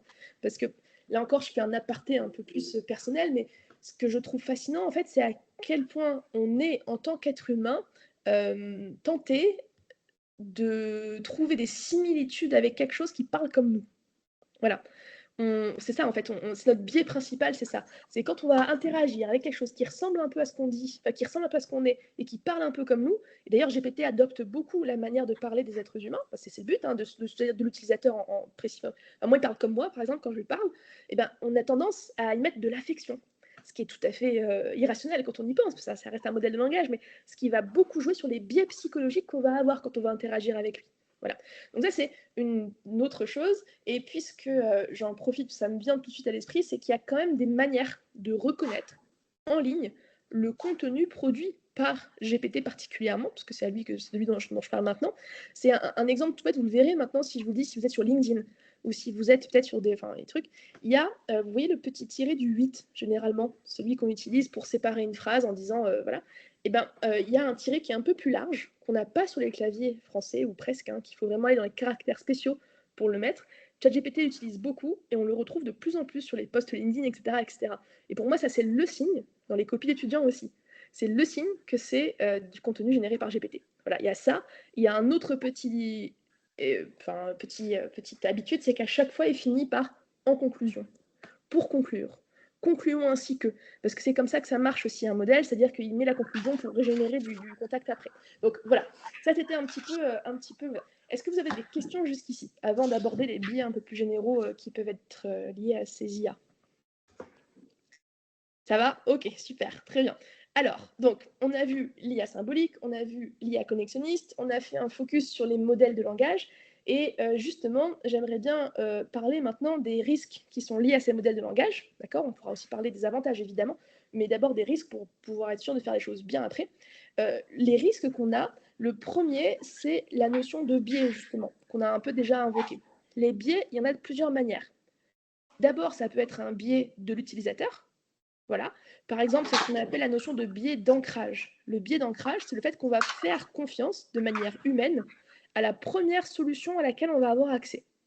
Ce qui fait que si GPT nous dit une chose, eh ben, il est possible que, d'un point de vue purement psychologique, on accorde plus de crédit à cette chose-là qu'à quelque chose qui viendrait plus tard dans la conversation. D'accord? C'est un biais qui est étudié en psychologie et qui se retrouve beaucoup par rapport aux intelligences artificielles. On a un autre biais, justement, ce sera celui de faire trop confiance à l'IA parce qu'on ne la comprend pas très bien. Quand on ne saisit pas que c'est juste des calculs et de la statistique, on va faire confiance en se disant, naturellement, elle en sait plus que moi. Et puisqu'elle en sait plus que moi, c'est certainement qu'elle a raison. Et donc c'est comme ça que certains avocats se retrouvent à mettre des décisions erronées dans leur mémoire. Voilà, parce qu'en se disant, avec toutes les données auxquelles il a accès, qui suis-je pour le remettre en question? Ça, c'est un biais qui est important. Mais la notion de biais, elle apparaît de manière plus générale et qui est très bien documentée, surtout auprès des administrations. Ça, je pense que ça peut aussi vous intéresser dans les utilisations que vous pourrez faire des IA. C'est la notion de biais de discrimination indirecte. Le biais de discrimination indirecte, c'est pas un biais de l'utilisateur, c'est un biais de l'IA en elle-même, en fait. Un exemple tout bête, ça va être un exemple qui est beaucoup utilisé en ce moment, qui est très connu, enfin qui va l'être en tout cas, je ne sais pas où est-ce qu'ils en sont dans la procédure juridictionnelle, mais c'est le fameux algorithme qui permet à la CAF de détecter les fraudeurs. Il a fait parler de lui parce qu'en fait, il y a 12 associations pour la défense des droits numériques qui ont remarqué que cet algorithme-là allait viser principalement les femmes mères célibataires issues de l'immigration. Et que c'est ces femmes-là qui allaient être contrôlées en premier. Et de là, on s'est dit en droit administratif, est-ce que ce ne serait pas une discrimination, justement? Et ce qui est intéressant, c'est qu'à aucun moment du processus, il y a eu vraiment une volonté de discriminer. Mais ce qui s'est passé avec cet algorithme-là, on va le reprendre un peu dans le contexte pour que vous compreniez bien de quoi je parle. C'est une IA connexionniste, donc, qui sert, le problème qu'on lui pose, c'est peux-tu détecter les foyers qui sont à risque de frauder? Parce que c'est ces foyers-là qu'on va aller contrôler en premier. Et en fait, ce qu'il fait, donc, c'est qu'on va lui donner des dizaines de milliers de dossiers de fraudeurs. Et sur la base de ces dossiers, comme pour les photos de chiens et de chats, il va faire ses connexions. Et il va, à la fin, créer une image moyenne du dossier de fraudeur. Il va dire, voilà, en moyenne, statistiquement, un dossier de fraudeur, ça ressemble à ça. Et quand on va lui proposer un nouveau dossier, il va comparer le nouveau avec la moyenne du fraudeur. Et il va dire, ah bah celui-ci, il ressemble beaucoup à la moyenne du dossier de fraudeur que j'ai déjà identifié. Donc, risque de fraude. Vous voyez ce que je veux dire? Donc, en faisant ça, c'est intéressant, c'est que, en fait, il va statistiquement découvrir qu'est-ce qu'il y a dans ces dossiers-là qui peut conduire à une situation de fraude. Mais alors, ce qui est hyper intéressant et qu'il faut retenir, c'est qu'à aucun moment, il n'a connaissance vraiment des notions qui sont dans ces dossiers-là. Il ne sait pas ce qu'est une femme ou un homme. Lui, ce qu'il voit, c'est des mots, des pixels ou des mots. Pas plus que ça. C'est toujours la même chose, d'accord? Il n'a pas de notion, il n'a pas d'idée. Il va juste voir que, dans les dossiers, souvent, le nom féminin est associé à un cas de fraude. Vous voyez ce que je veux dire? C'est comme ça qu'il va analyser, et c'est comme ça qu'à la fin, on peut avoir des situations de discrimination indirecte. Et là où ça gratte un peu avec l'algorithme de la CAF, et c'est ceux qu'ont voulu mettre en avant les associations qui ont attaqué en justice contre le refus de l'administration de mettre fin à cet algorithme-là, donc c'est ça qui est en ce moment devant au contentieux, et ben, c'est qu'on a des doutes sur la qualité des données d'entraînement. Un exemple tout bête, c'est que le même algorithme a été utilisé par la DGFiP pour la fraude aux impôts, fraude fiscale, et on s'est rendu compte qu'il avait été entraîné non pas que sur des dossiers de fraudeurs, mais aussi sur des dossiers d'erreurs. C'est-à-dire que les gens, par exemple, qui ne maîtrisaient pas la langue française, pouvaient être associés à des fraudeurs parce que ça crée des erreurs. Vous voyez la différence, dossier de fraudeur et dossier juste erreur, en fait, c'était mélangé dans l'entraînement de l'algorithme parce qu'il n'y avait pas assez de dossiers de fraudeurs pour l'entraîner efficacement. Ce qui fait qu'à la fin, sur des données qui ne sont pas toutes des données de fraudeurs, mais aussi des données juste erronées, on peut se demander si le calcul statistique est pertinent ou pas, quand les données d'entraînement ne sont pas extrêmement pertinentes. Vous voyez où je veux en venir? Donc c'est un peu ça que les associations ont essayé de mettre en avant, mais ce qui est intéressant, c'est qu'il n'y a rien de clair, c'est que ce n'est pas réellement une discrimination. Donc c'est pour ça qu'on parle de discrimination indirecte. À aucun moment, un être humain de l'administration de la CAF s'est dit, voilà, nous allons discriminer. À aucun moment, un agent s'est dit ça. Par contre, le résultat ressemble à ça. Donc, on appelle ça la discrimination indirecte, du biais indirect. Voilà. Ça, c'est le premier risque qui apparaît beaucoup dans la littérature sur le sujet, surtout quand c'est l'administration qui utilise aussi des assurances, beaucoup au niveau des assurances qui utilisent des algorithmes. Et autre risque qui m'apparaît important, c'est la notion en fait d'effet de cliquer. C'est un risque en fait qui est surtout, enfin c'est une notion qui vient de l'économie à la base. L'effet de cliquer, c'est quoi? C'est en fait le cliquer, c'est une petite pièce de mécanique qui ne peut aller que vers l'avant. Voilà, il y a un petit rouage qui ne peut aller que vers l'avant. Et l'idée derrière ça, c'est que quand on utilise une intelligence artificielle, on ne peut aller que vers plus d'utilisation de cette intelligence artificielle. Quand on s'habitue en fait à un confort d'un LLM par exemple, etc., il est très difficile de revenir en arrière et ça demande plus d'énergie en fait de se séparer de ce modèle-là plutôt que de continuer à l'utiliser. Vous voyez, cette notion d'effet de cliquet, elle est particulièrement étudiée aussi par rapport à la vidéosurveillance de l'espace public. Quand on a de la vidéosurveillance intelligente de l'espace public, on peut très bien se dire qu'il faudra beaucoup d'arguments politiques, juridiques, etc. pour dire un jour, nous avions mis des vidéosurveillance intelligentes de l'espace public, mais maintenant, nous sommes assez en sécurité pour les arrêter. Vous voyez, c'est la notion d'effet de cliquet. On pourrait aller toujours que vers le plus. Et cette notion d'effet de cliquet, elle est liée à quelque chose d'autre qui est pour moi le risque le plus important des IA, en tout cas des modèles de langage, aussi des autres IA connexionnistes, c'est la perte de compétences. Ça veut dire que, par exemple, si demain on pouvait créer une IA il y a un exemple très clair, hein, c'est les IA apprennent à créer du code qui fonctionne, du code qui marche et qui permet de créer des applications. Et bien très vite, les développeurs qui utilisent ChatGPT pour coder perdent leurs réflexes eux-mêmes pour l'écriture du code. Et ça, c'est de la perte de compétences. Et à la fin, cette perte de compétences-là, elle crée une situation de dépendance par rapport aux outils. Voilà. Donc ça, c'est un élément qu'il faut avoir à l'esprit. Mais ces risques-là, il y a aussi un autre risque dont je ne parle pas beaucoup, mais qui est très intéressant, c'est le risque environnemental, évidemment, parce que les IA, qui dit IA connexionniste, dit beaucoup de données, et qui dit traitement de données, dit énergie. Ce n'est pas plus compliqué que ça. Dès qu'on traite de la donnée, il y a une dépense énergétique. Après, c'est une question qui est très très large, il y a beaucoup de recherches en la matière en ce moment, ça fait beaucoup parler de la notion d'IA frugale, par exemple, et comment économiser un petit peu l'énergie tout en utilisant ces IA-là, mais il y a un risque environnemental qui est intrinsèque à l'outil, réellement, parce que c'est un outil énergivore, par nature, par définition, c'est énergivore, parce qu'il faut beaucoup de données. Donc, ça, c'était l'autre, mais ce sur quoi je voulais insister, c'est qu'en fait, tous ces risques-là ne doivent pas juste nous faire penser qu'il faut dire au revoir aux IA et que c'est fini et que ça sert à rien et que c'est pourri. Parce qu'il y a quand même des utilisations qui sont intéressantes dès lors, et ça c'est vraiment un petit peu mon bâton de pèlerin, je le dis à tout le monde, dès lors qu'on comprend ce à quoi on a affaire. Quand on comprend que GPT ne peut faire que écrire, alors on peut interagir de manière pertinente avec lui.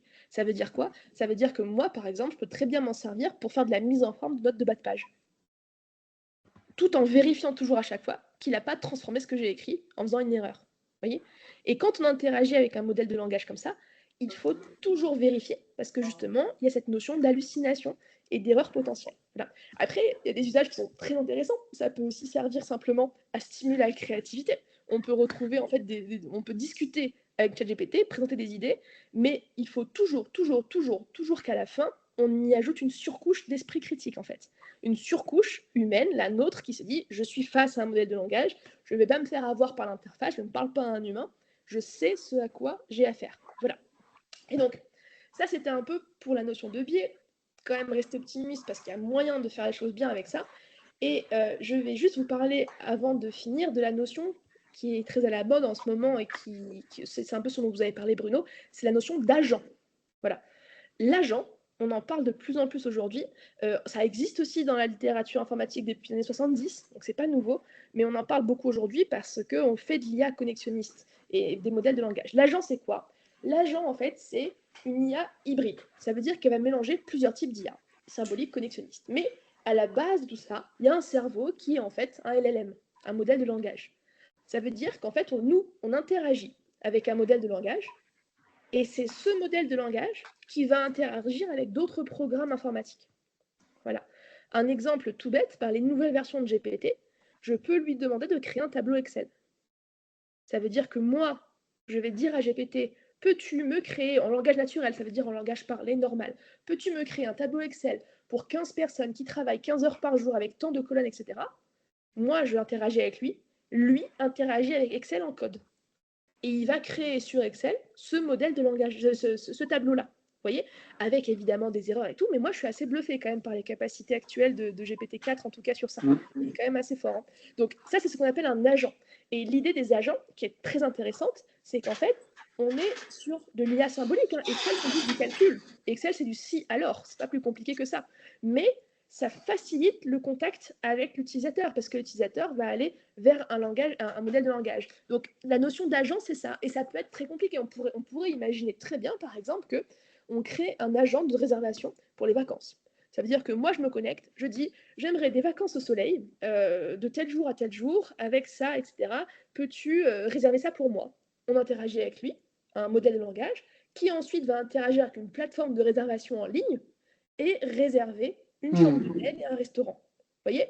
La réservation en ligne, c'est pas de l'IA, c'est littéralement du petit programme tout simple. Mais l'agent qui va interagir, c'est de l'IA. Donc, on a tendance à dire que c'est quand même des perspectives extrêmement larges, mais là encore, attention, ça reste un modèle de langage.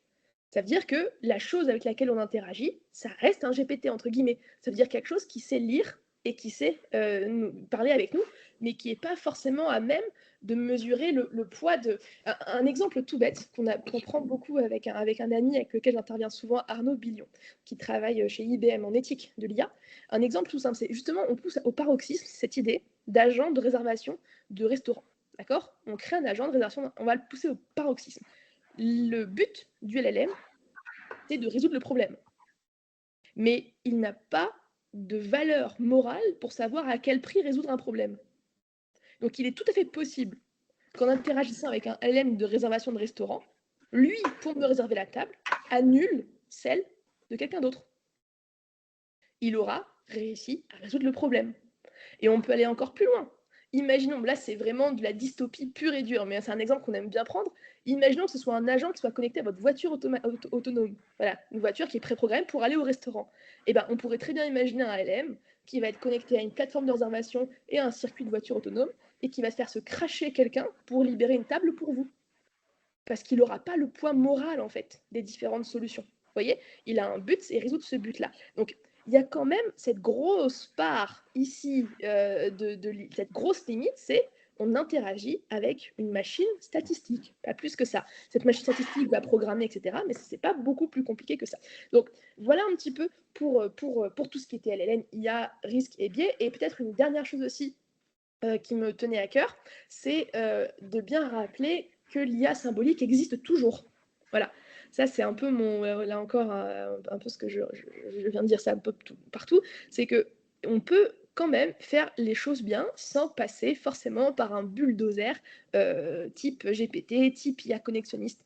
Un exemple tout bête, c'est les chatbots en administration. Le chatbot en administration, on a créé là, j'ai oublié son nom, Albert. On a créé Albert, qui est un chatbot entraîné, je crois, sur Claude.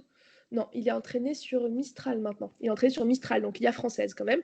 Il ne l'était pas avant, il était sur l'IA de Facebook avant, il était sur Llama. Bah, Claude, c'est un chatbot qui apprend à parler et à résoudre des questions pour les usagers.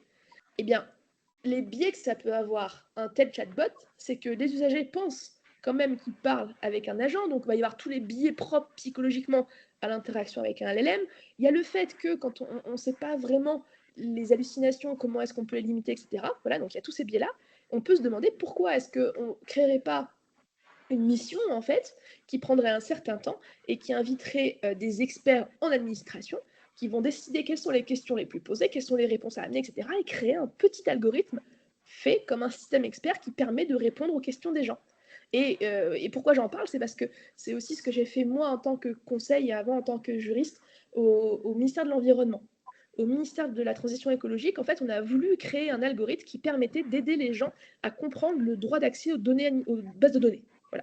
Je suis un chercheur en environnement ou en santé et je veux accéder à une base de données environnementale. Et en fait, on voulait créer en fait un petit interface qui permettait d'aider les gens. Donc, le premier réflexe aujourd'hui, parce que ça fait le buzz et parce que tout le monde en parle, ce serait un chatbot. Ça veut dire qu'on mettrait dans le chatbot plein de trucs sur les bases de données, on lui donnerait accès à tout un corpus doctrinal et il pourrait répondre aux gens. Ça prendrait du temps, il y aurait des risques et il y aurait des risques d'hallucination. Ce qu'on a décidé de faire, c'est de se poser en fait et de transformer le code de l'environnement et le CRPA en un algorithme symbolique tout bête, avec quand même des méthodes de design modernes. Ça veut dire que c'est ce qu'on appelle du legal design, ça je pourrais y revenir si ça vous intéresse. C'est des méthodes de design qui permettent quand même aux gens de bien comprendre ce dont on parle et de ne pas se sentir juste face à un corpus réglementaire tout sec, quoi. Bref, donc voilà un petit peu mon petit mot de la fin, c'est quand l'IA, c'est pas un diable, c'est pas un ange non plus, c'est une machine statistique quand c'est de l'IA connexionniste, et c'est une machine purement programmée quand c'est de l'IA symbolique. Quand on interagit avec une IA connexionniste, notamment un modèle de langage, il faut savoir ce à quoi on a affaire pour interagir sans trop se faire avoir par les biais et les limites. Voilà.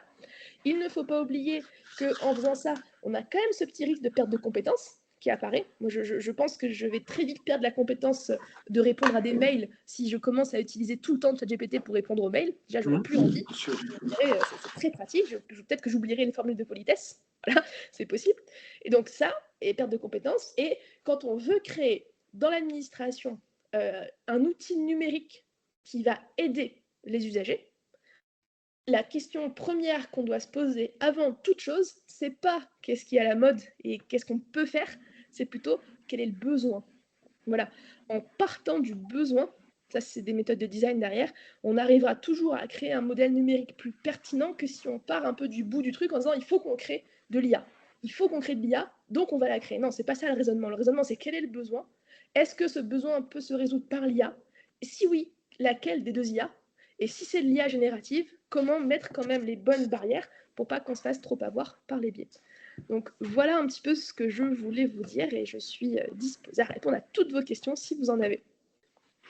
En fait, ça conforte un peu ce qu'on nous on a fait sur la partie data, ce on avait mis en place, c'est que vraiment il faut connaître l'environnement précisément pour avoir cet esprit critique et en fait se servir de l'IA, mais pas. Enfin, on le voit, c'est que il y en a beaucoup qui croient que c'est un peu c'est de la magie et que ça peut remplacer tout.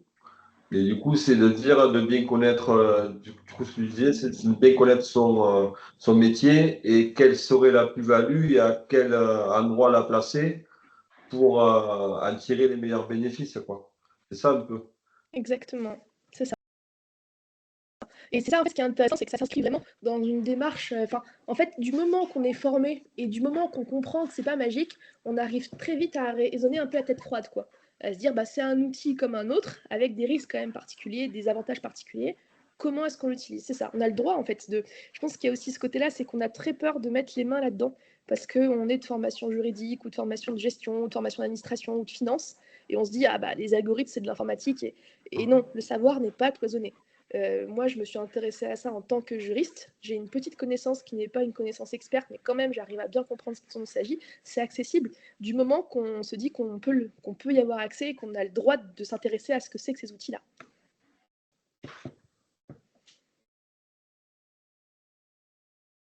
Ouais, moi, il y a un sujet qui m'intéresse aussi, c'est tout ce qui toucherait l'analyse prédictive.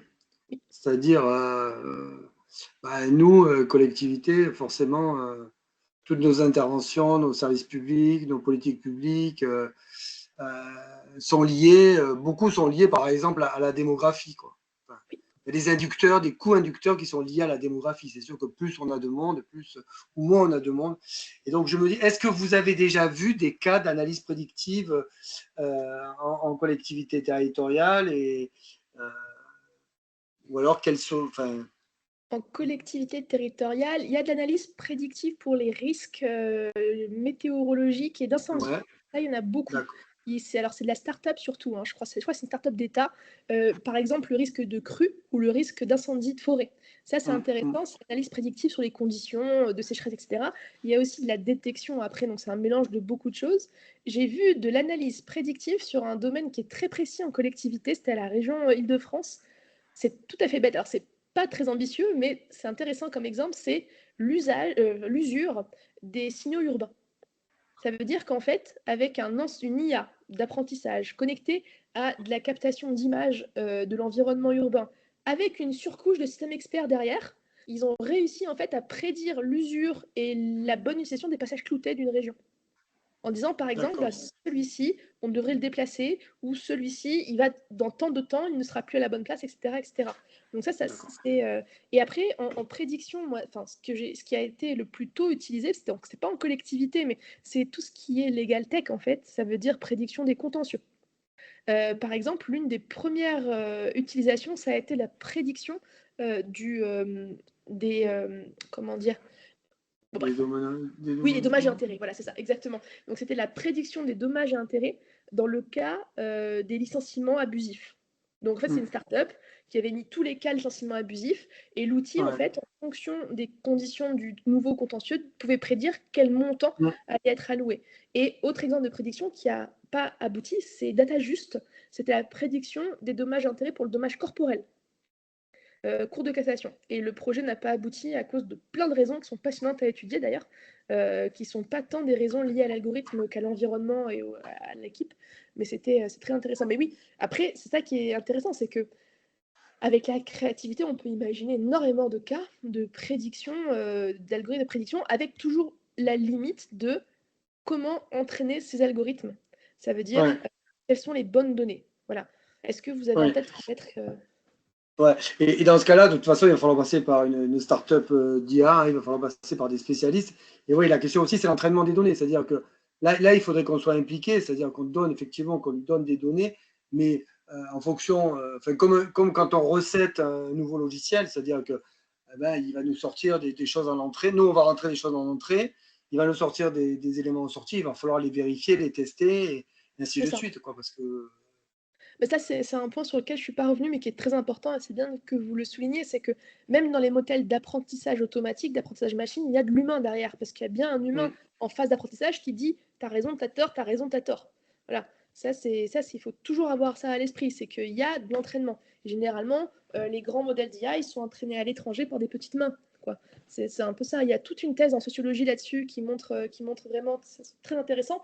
Il y a toujours besoin d'un humain, toujours. Toujours, toujours, toujours. Et là, dans les collectivités, là où ça devient une question importante, c'est effectivement faire soi-même, faire ou acheter quelque chose de tout près. Il y a plein de questions qui se posent là-dessus. Je vous invite à consulter le rapport du Conseil d'État. Je crois que c'était en 2024 sur l'IA dans les services publics, où il y a toute une partie sur ça. Faire ou acheter. Et quels sont les points à chaque fois d'avantages, inconvénients. Sachant que il y a peu encore de compétences vraiment en interne. Ça commence de plus en plus parce qu'il y a de plus en plus de formations. Et quand on commence à externaliser et tout, c'est plus compliqué. Et quand on achète du tout prêt aussi, on n'est pas sûr d'avoir quelque chose qui est extrêmement pertinent pour notre cas d'usage. Voilà. Donc il y a plein de questions. Oui, oui, là on est beaucoup sollicité, nous, par l'IA par étagère. Ce qu'on appelle l'IA par étagère, ça va être des solutions toutes faites du style Delibia, qui est le leader actuellement, qui propose des recherches, de vous aider à faire des délibérations. Ça, c'est toujours, moi je le vois, là c'est très personnel, hein, je sors un peu du cadre professionnel, mais de manière très personnelle, je vois beaucoup, ça mérite un peu de voir que souvent ces solutions-là sont proposées avec des arguments un peu extrêmes. Par exemple, si quelqu'un vous dit un jour, et je l'ai entendu, qu'une IA de type génération de texte est exemple d'hallucination, c'est faux.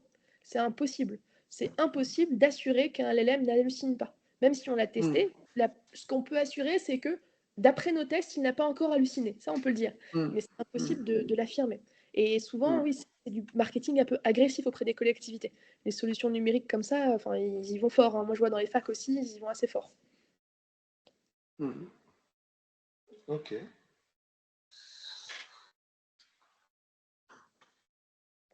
Du coup, sur la partie, je ne sais pas si c'est toi qui avais donné l'exemple ou c'était Jonathan qui avait donné l'exemple, tu sais, sur la partie apprentissage.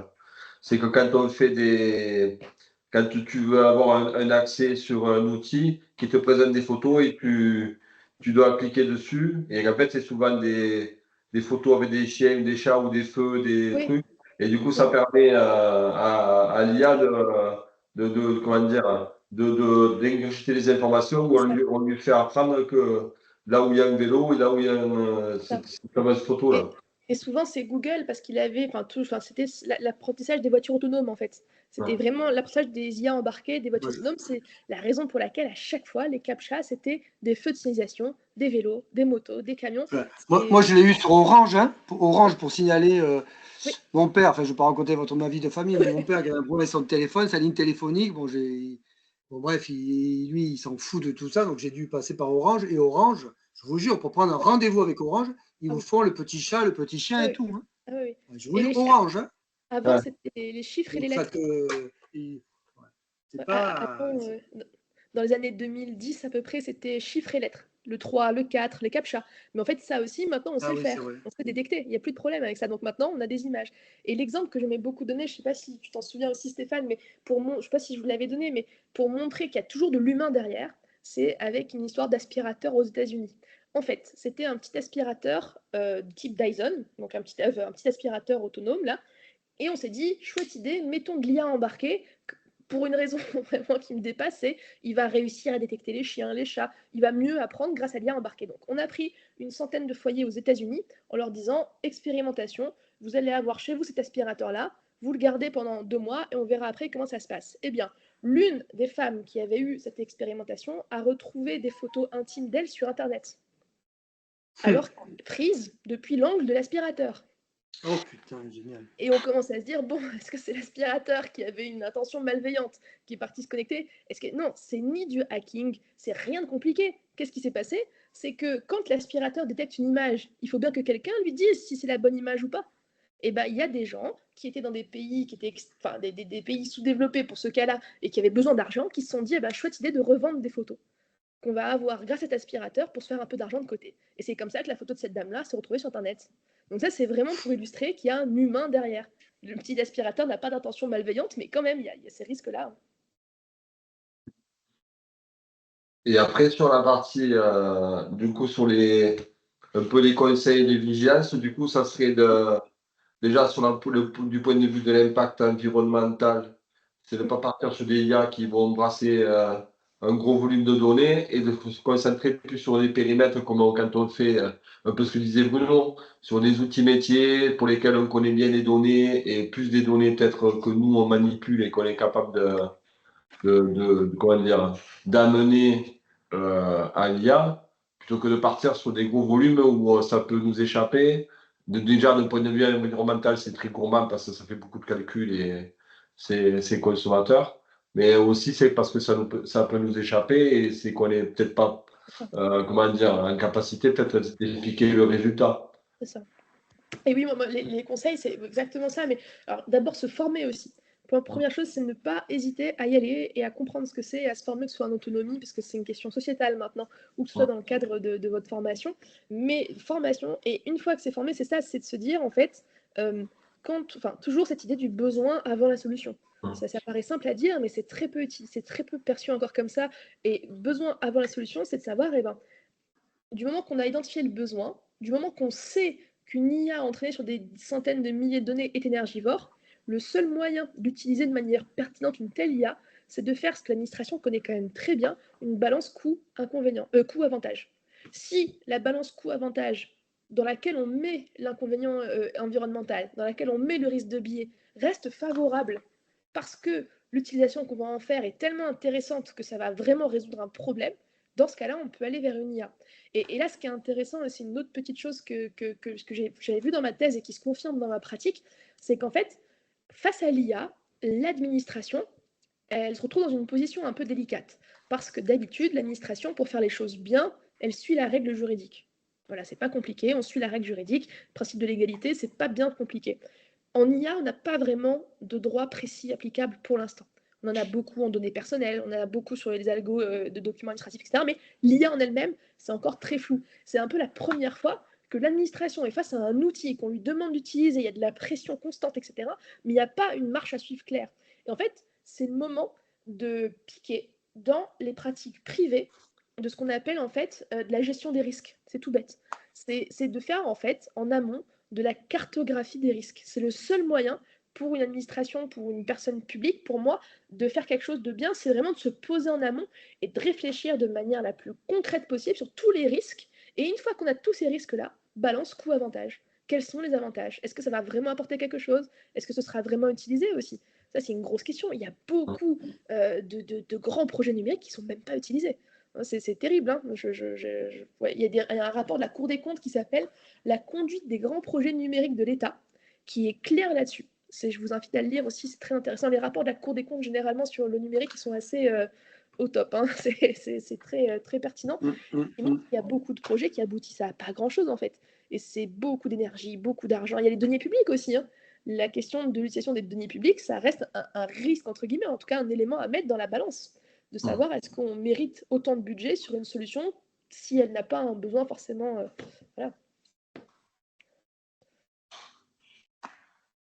Ok. D'accord. Et après, moi, je me rappelle de ton intervention, c'est que on peut, du coup, cette notion de périmètre, elle est importante aussi. C'est parce que s'il y a, elle se cantonne au périmètre que tu lui as, notamment le ChatGPT, que tu l'as un peu défini au départ, et va chercher beaucoup dans cet environnement-là les informations pour après construire les réponses, quoi. Exactement. Et c'est Ouais. ça. Ouais, tout à fait.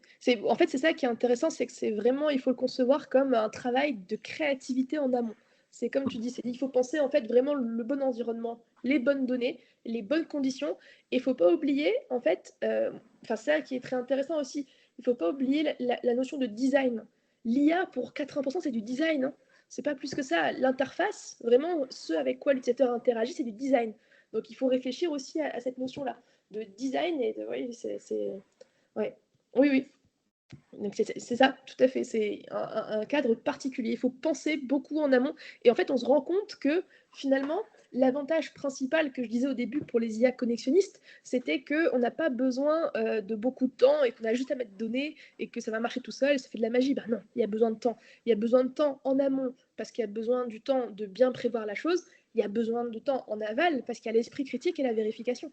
Ouais. Ah oui, il y a Aziz qui voulait intervenir. Oui, bonjour tout le monde. Je ne sais pas si vous m'entendez, excusez-moi, Oui. parce que je suis dans un environnement très... Est-ce que vous m'entendez? Oui. Oui. Ah, excellent, très bien. Bonjour tout le monde. Écoutez, merci beaucoup, c'est très intéressant. Alors moi, ce que je voulais plutôt approfondir, en fait, alors déjà, vous me précisez, ou en tout cas vous me validiez cette notion de la qualité de données d'entrée comme étant quand même un élément central sur lequel, honnêtement, on s'aperçoit finalement que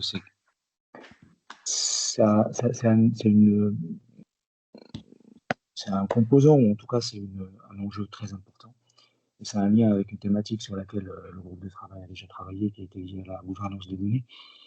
Et donc cette nécessité de disposer des données d'entrée de grande qualité, si c'est important, comment on serait amené dans l'exercice de nos métiers d'aujourd'hui euh, à la sécuriser, en tout cas à l'améliorer dans ce nouveau contexte qui est le contexte de l'IA. Et puis, j'aimerais bien aussi donc j'aimerais aussi approfondir cette notion d'attitude, hein, qu'on devrait avoir, nous. Parce que, en fait, ce qui me semble pertinent de ce que vous avez décrit, c'est qu'aujourd'hui, il y a un enjeu de formation. Et pour qu'on puisse l'aborder de manière objective, euh, comment allons-nous, les contrôleurs de gestion d'aujourd'hui, allons-nous nous former par quel bout en fait prendre ce bout, cette thématique de formation pour qu'elle soit porteuse de valeur ajoutée à notre métier. Ah, merci. Merci beaucoup. Alors sur la qualité des données, c'est vrai que ça reste la question centrale. Et alors, il n'y a pas de réponse toute faite. Parce que la qualité des données, ça dépend toujours du projet qu'on met en place. Et en fait, enfin, au niveau d'une collectivité, évidemment, le meilleur moyen de s'assurer de la qualité des données d'entrée, c'est de créer de créer un modèle d'apprentissage en interne. Ou si c'est pas en interne, en fait, l'outil peut-être qui peut être très utile pour s'assurer de la bonne qualité des données, c'est le contrat par lequel on va interagir avec le prestataire privé qui va créer cette solution. Voilà. Mais la qualité des données, qu'est-ce que ça veut dire? Il y a énormément de recherches là-dessus, même en data science, etc., sur qu'est-ce que c'est qu'une donnée de qualité. Dans le cadre d'une intelligence artificielle, la donnée de qualité, ça va être la donnée qui ressemblera le plus aux données auxquelles vont être confrontés ensuite les outils. Voilà. Et c'est toujours cette question, comme le disait Stéphane, de périmètre, en fait. Ça veut dire que la donnée de qualité, c'est la donnée qui va être la plus précise dans le périmètre d'utilisation de l'outil. Un exemple tout bête, typiquement, l'étude des fraudes, comme je disais tout à l'heure, la donnée de qualité, c'est un dossier de fraudeur. Voilà. Mais la donnée qui ne sera pas de qualité, ce sera le dossier de quelqu'un qui n'a pas fraudé, mais qui a simplement fait une erreur ou un retard. Voilà. Le problème, dans ce cas-là, c'est que des données de qualité, parfois, on n'en a pas assez. Parce qu'il faut quand même à la fois qualité et quantité pour que ça marche. Et quand on n'en a pas assez, peut-être que ça veut dire que là, on devrait aller sur une solution moins grosse, une solution d'IA symbolique peut-être, ou une solution différente. Pour moi, ça reste un élément voilà. Parce que c'est vrai que quand on pense qualité, on pense souvent à la nature de l'image, au nombre, etc. Dans qualité, c'est vraiment dans le contexte, en fait. Voilà. Et après, sur l'attitude à avoir et par quel bout, là aussi, c'est une super question. Puis moi, j'ai quand même eu la chance, enfin, c'est pas si c'est une chance, mais j'ai fait 8 ans de thèse, donc c'est pas forcément une chance, mais j'ai eu le temps de m'intéresser à ça, j'ai eu le temps de me former, et moi, pour me former, je pense que ça a surtout, enfin, par quel bout passer dans le cadre professionnel, il y a de plus en plus, je crois, de formations qui sont proposées par le CNFPT, etc. Donc ça commence, hein, on est au tout début. On est au tout début. Ça, c'est la première chose. Après, il faut savoir aussi un peu discriminer entre les formations qui sont un peu trop généralistes et un peu voilà, et les formations qui apportent vraiment du contenu. Donc ça, il y a quand même cette idée-là.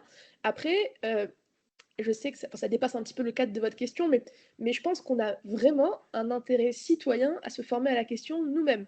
Parce que là, on ne parle pas juste d'un outil de travail, on parle d'un outil du quotidien, c'est un outil avec lequel les enfants interagissent. Hier, avant-hier, j'étais au restaurant, j'ai vu 4 enfants discuter avec ChatGPT pendant 1 heure. Et on se dit, oh là là, c'est pas juste la question des écrans, ça va plus loin que ça. Bien sûr. Et se former soi-même à l'échelle citoyenne, je pense que la meilleure manière de le faire, ça commence par interagir avec l'outil. Et le mot d'attitude était très bon, vous avez utilisé, avec une attitude critique. Interagir avec l'outil avec une attitude critique, ça veut dire je vais ouvrir ChatGPT et je vais le piéger. Il faut le tester en fait. Il faut le piéger. Il ne faut pas hésiter à le piéger pour bien comprendre les limites en fait. C'est vraiment ça, c'est tester un peu ses limites pour après réussir à comprendre un petit peu ce qu'on peut faire, ce qu'on peut ne pas faire. Et cette attitude critique, pour moi, elle vaut non seulement avec les outils avec lesquels on interagit, mais aussi avec tout le discours commercial derrière. Parce que vraiment, c'est quelque chose qui est très, très, très développé dans le monde de tous les jours. Ça veut dire, à Noël, il y avait partout, mettez de l'IA dans vos téléphones. Waouh, génial. De l'IA dans votre smartphone, de l'IA par là, c'est pas toujours utile. Et il faut pas hésiter aussi à se mettre un peu, à refuser, entre guillemets, de simplement suivre la mode, quoi. Il y a eu la mode des starter packs, là. Des IA génératives de petits starter packs, les IA génératives d'images, etc. C'est intéressant, on peut l'utiliser, on interagit avec l'outil, mais on sait toujours ce que c'est. On sait que voilà, qu'il y a ce risque de perte de compétences. Exemple, encore à titre extra-professionnel, mais un exemple, c'est il y a certains magazines maintenant qui font de l'illustration de leur première page de couverture par une génération, par intelligence artificielle. On le voit tout de suite, parce qu'il y a des petits détails en fait qui manquent. Et des petits détails, par exemple, il y a une fleur, elle est très bizarre, elle est toute floue, il y a une fée à laquelle il manque un bras. Et ben pour moi, l'un des effets positifs de l'IA, c'est que ça devrait, plutôt que de nous piéger, nous inviter à faire attention aux détails en fait. Ça devrait nous inviter justement à être un peu plus méfiants avec le contenu qu'on nous produit au quotidien, avec la notion des deepfakes aussi, il y a plein de choses. Ça devrait être justement au contraire un moyen de stimuler l'esprit critique. Donc voilà, pour l'attitude, c'est une attitude critique et tester, mais toujours avec l'idée que c'est pas quelque chose de magique, quoi. C'est un produit scientifique. Après, pour rebondir sur ce que disait Aziz, hein, et la réflexion que tu as apportée aussi derrière, c'est de dire que l'IA, il faut travailler. En fait, c'est comme un élément supplémentaire dans ce qu'on fait déjà. Du coup, comme un agent qui vient en complément, c'est pas à la place, mais c'est avec. C'est ça, exactement.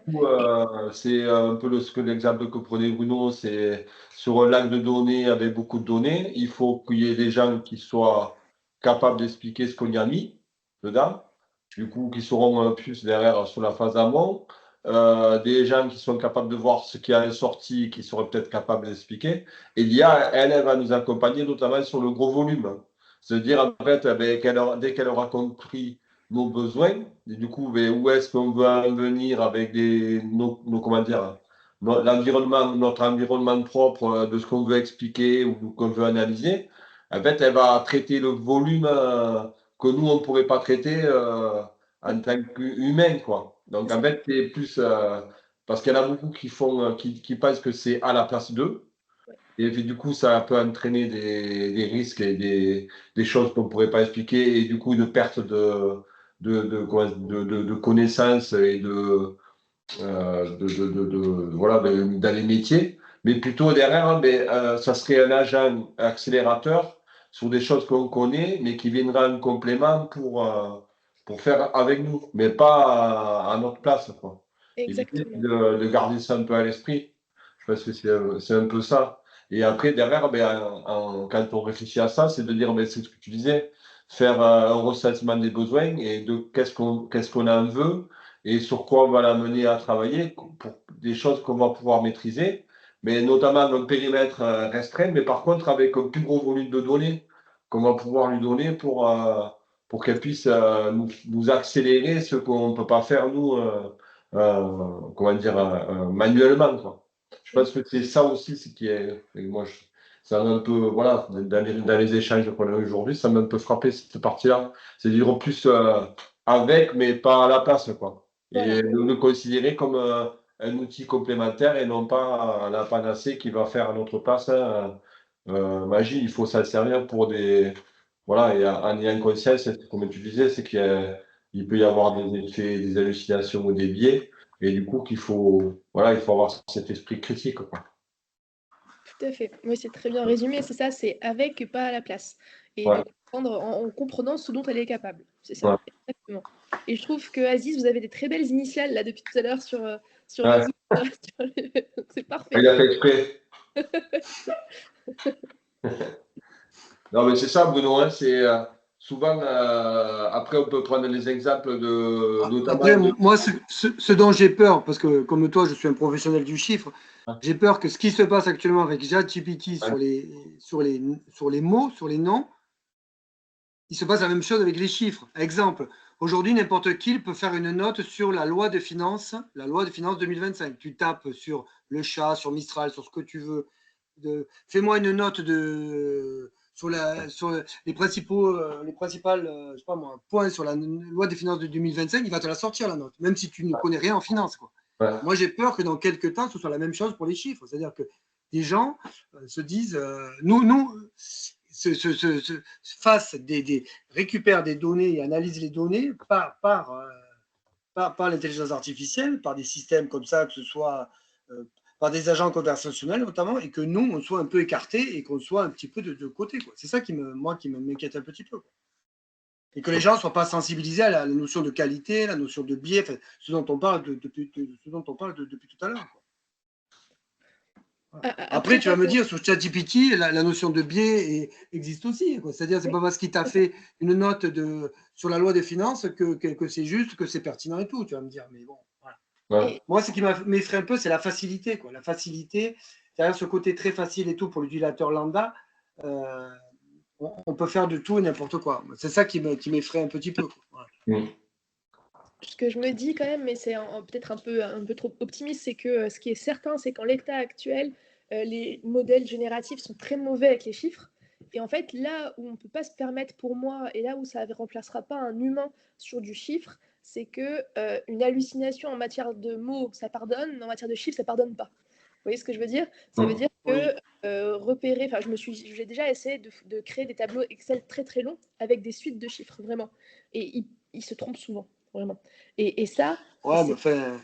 Ouais, Il y a des choses. Copilot, Copilot, qui est la version embarquée de l'IA chez Microsoft, propose beaucoup de choses. Et puis, moi, je vous assure, j'ai vu des IA, des startups d'IA qui travaillent notamment pour Business Object et qui sont en train de travailler là-dessus et qui vont. Oui, c'est l'affaire de quelques temps. C'est vrai, sur les chiffres, on n'est pas encore au point, mais moi, je pense que c'est l'affaire de quelques mois, de quelques années. Hein. Et puis, il y aura une déferlante là-dessus, quoi. On peut déjà s'amuser à faire avec des solutions. Il y a une version avancée de ChatGPT qui s'appelle Advanced Data Analysis et qui vous permet de faire des trucs aussi incroyablement, quoi. Faire une analyse, de faire des graphes de manière en langage naturel. Hein. Ouais. Après, il restera toujours les personnes qui vont devoir interpréter ce qui sort. Du coup, c'est la vigilance, elle est là-dessus. C'est ça. Ouais, voilà, il faut être plus derrière la partie critique du process et de comment on est arrivé à ce résultat. Parce que moi, j'avais discuté avec avec des chercheurs là, à Toulouse, parce qu'on avait un internat qui était à Toulouse. En fait, eux, ce qu'ils avaient changé dans la façon de travailler, c'est qu'ils faisaient des modèles, et en fait, derrière, ils avaient fait un autre modèle pour pouvoir expliquer dans le gros volume de données quelles ont été les interactions Oui, qui ont été faites, et du coup, qu'ils soient capables d'expliquer un résultat, même s'ils ont traité un gros volume et que ça va très vite.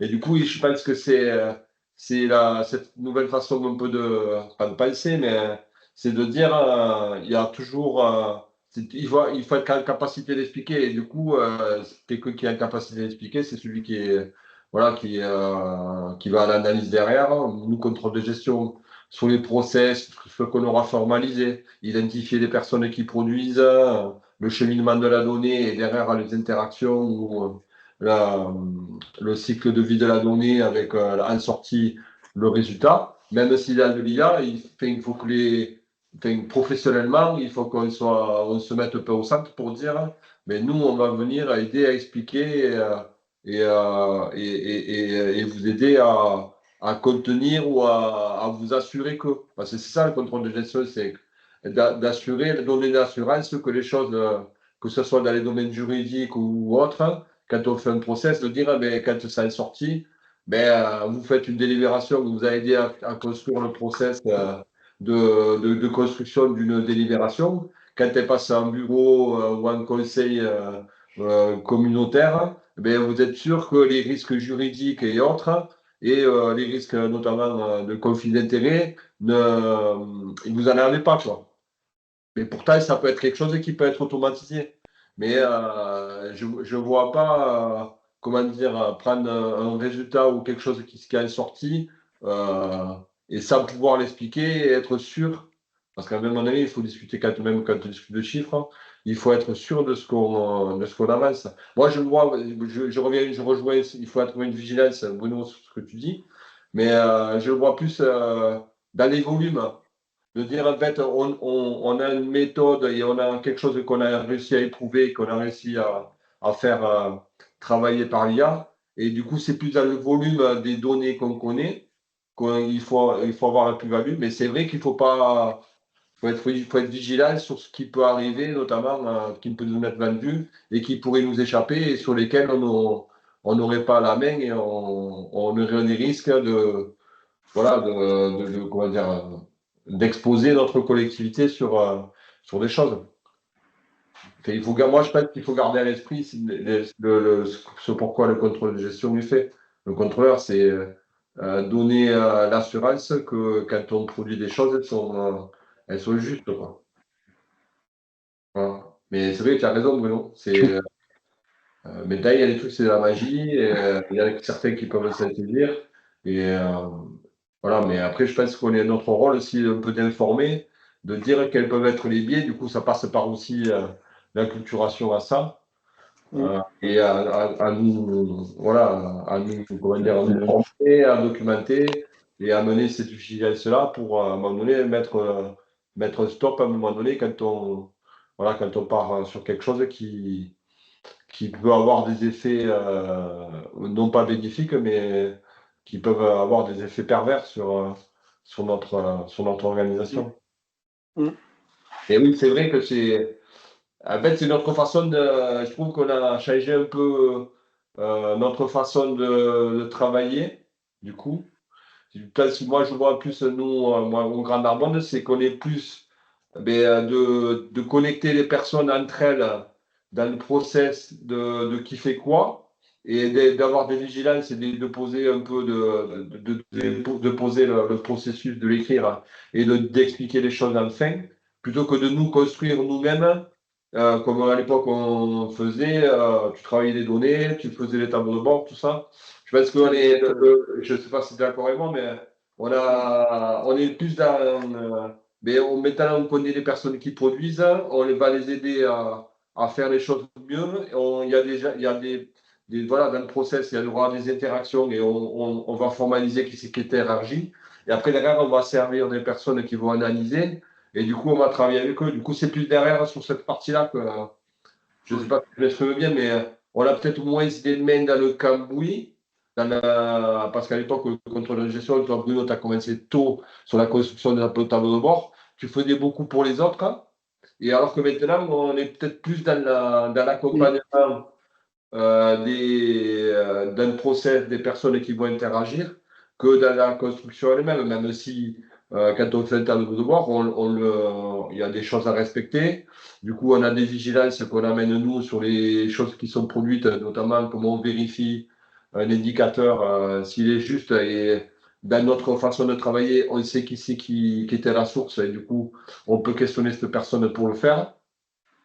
Donc, c'est plus dans cette partie-là que je pense qu'on commence. Enfin, aujourd'hui, on a une plus-value, quoi.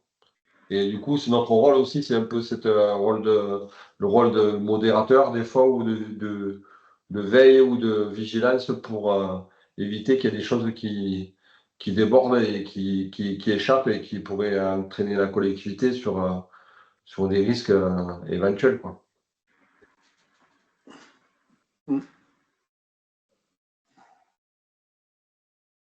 Oui, en fait, je peux juste compléter le propos. Parce que la question qui a été posée, c'est la crainte de se retrouver au bord de la route, alors que l'histoire, en fait, le sens de l'histoire, c'est celui-là. De toute façon, enfin, nous, on est, je sais pas combien de personnes, mais à peu près, enfin, on est 8 personnes autour de la table, réfléchir à une question aussi centrale semble peu, mais quand même, elle mérite d'être posée. Bruno, il a résumé par ses inquiétudes, mais elle est réelle. L'IA est là, les contrôleurs de gestion, ils sont là, mais maintenant, paraphraser un peu ce que vous avez dit, Madame Amoudi, c'est quel est le besoin, en fait. Quel serait notre besoin pour qu'on puisse se retrouver, puisse en tout cas reprendre le chemin de l'histoire, et tout en gardant un peu une consistance à notre rôle. Me semble-t-il, c'est peut-être une question intéressante à creuser. Et ça amène à réfléchir, mine de rien. Hein. Aujourd'hui, en fait, beaucoup de choses se disent aujourd'hui. Moi, je pense à l'intervention de Sinovate la dernière fois, et si je me rappelle bien, ils sont venus avec vraiment un esprit d'innovation, en disant nous allons introduire de l'IA dans les process en fait de la data intelligence. En fait, ils ont appelé déjà la data intelligence. Et quand j'entends ce que vous avez dit de votre exposé, il n'y a rien d'intelligent dans tout ce que vous avez dit. Franchement, quand on comprend maintenant comment ça fonctionne, ben, on s'aperçoit finalement qu'on pourrait leur faire dire ce qu'on veut en fait. Alors aujourd'hui, je pense que la maturité, en fait, si on veut monter en maturité, c'est justement l'appropriation de la compréhension profonde de ce sujet. Je trouve que, franchement, je partirais d'ici moins bête, c'est que finalement, le sujet, en tout cas, il est mieux assimilé. Et donc, je pense que cette question, elle va se rajouter à l'ensemble des questions qu'on se pose souvent, c'est que quel serait notre rôle, quel serait notre nouveau rôle dans le sens de l'histoire avec cette composante qui, de toute façon, elle sera là, qu'on le veuille ou non. Mais par contre, en réinventant peut-être notre façon d'approcher le sujet, ça mériterait peut-être un travail collectif. Mais bon, vous savez, hein, c'est comme ça que ça se passe parfois. Non, mais après, c'est passionnant quand même. Ça nous amène des sujets, c'est du mouvement, quoi. Donc, du coup, c'est vrai que le métier la partie contrôle de gestion, elle est intéressante de ce point de vue-là, quoi. Parce qu'on est un peu aussi un peu plus central, transversal, avec des notions de. Non, Bruno? J'ai vu que tu as fait climat. Oui, non, mais je réagissais à ce que disait Aziz. C'est vrai que moi, je me souviens, c'était qu'en septembre dernier à Grenoble, à la Figèse Grenoble, certains de nos collègues honorables disaient ah non, mais moi, l'IA, j'ai aucune inquiétude, l'IA ne fera jamais ce que je fais. Je ne citerai pas de nom, mais je les vois très bien, mes collègues, certains de mes collègues. Quand je dis les gars, où vous vivez, quoi? Vous vivez sur la planète Mars ou quoi? Enfin, Non, non, je crois qu'il faut être. Enfin, Aziz le dit, de toute façon, on n'y peut rien. La vague, on ne peut pas interdire. Enfin, nous, on le voit dans notre collectivité, tu ne peux pas interdire, pardon, ChatGPT ou tout le reste. Donc, forcément, la vague, elle est en train d'arriver. Après, c'est à nous, effectivement, de réfléchir à ce qu'il disait. Ce que disait Aziz, c'est très bien. C'est-à-dire, quel va être notre rôle, quoi. Quel va être notre nouveau job, quoi. Et là, tu as raison, Stéphane. On n'est plus dans la production, quoi. On ne produit plus. Enfin, le tableau de bord, moi j'ai fait, oui, on a fait du tableau sur Excel, on a fait du tableau sur BO, on faisait des requêtes, mais ça, je pense que demain c'est fini, quoi. Voilà, on fera autre chose. Enfin, il faut qu'on fasse autre chose. En amont et en aval de la production, quoi. Ouais, c'est ça. Parce que la production va être faite par l'IA. La production, là. C'est ça. Voilà. Exactement ça. Et alors, un petit parallèle avec moi, je connais bien le monde universitaire. Et on peut avoir la même chose avec la production que doit générer un étudiant. Ça veut dire maintenant, on ne peut plus demander à un étudiant une liste de définition à faire chez soi, parce qu'il le fait en 30 secondes avec du GPT. Et par contre, si on est optimiste, on se dit, c'est super. C'est-à-dire que maintenant, on doit penser des exercices différents qui sont pas un peu bêtes et méchants, quoi. Parce que la production, il y a quand même ce côté un peu bête et méchant. Donc on peut se dire, super, l'IA, on la charge de produire, et nous, on est en amont, on est en aval, on est humain. C'est-à-dire, on est de la vérification et du contrôle, littéralement. Là, c'est du contrôle de gestion plus, en fait. C'est l'idée de contrôle de gestion. C'est ça. Et peut-être qu'on peut le voir en se disant, ça va nous enlever peut-être une tâche de production qui était un peu, voilà, tout en ayant gardé comme limite que pour le faire, il faut quand même que ce soit bien cadré, bien machin. Oui.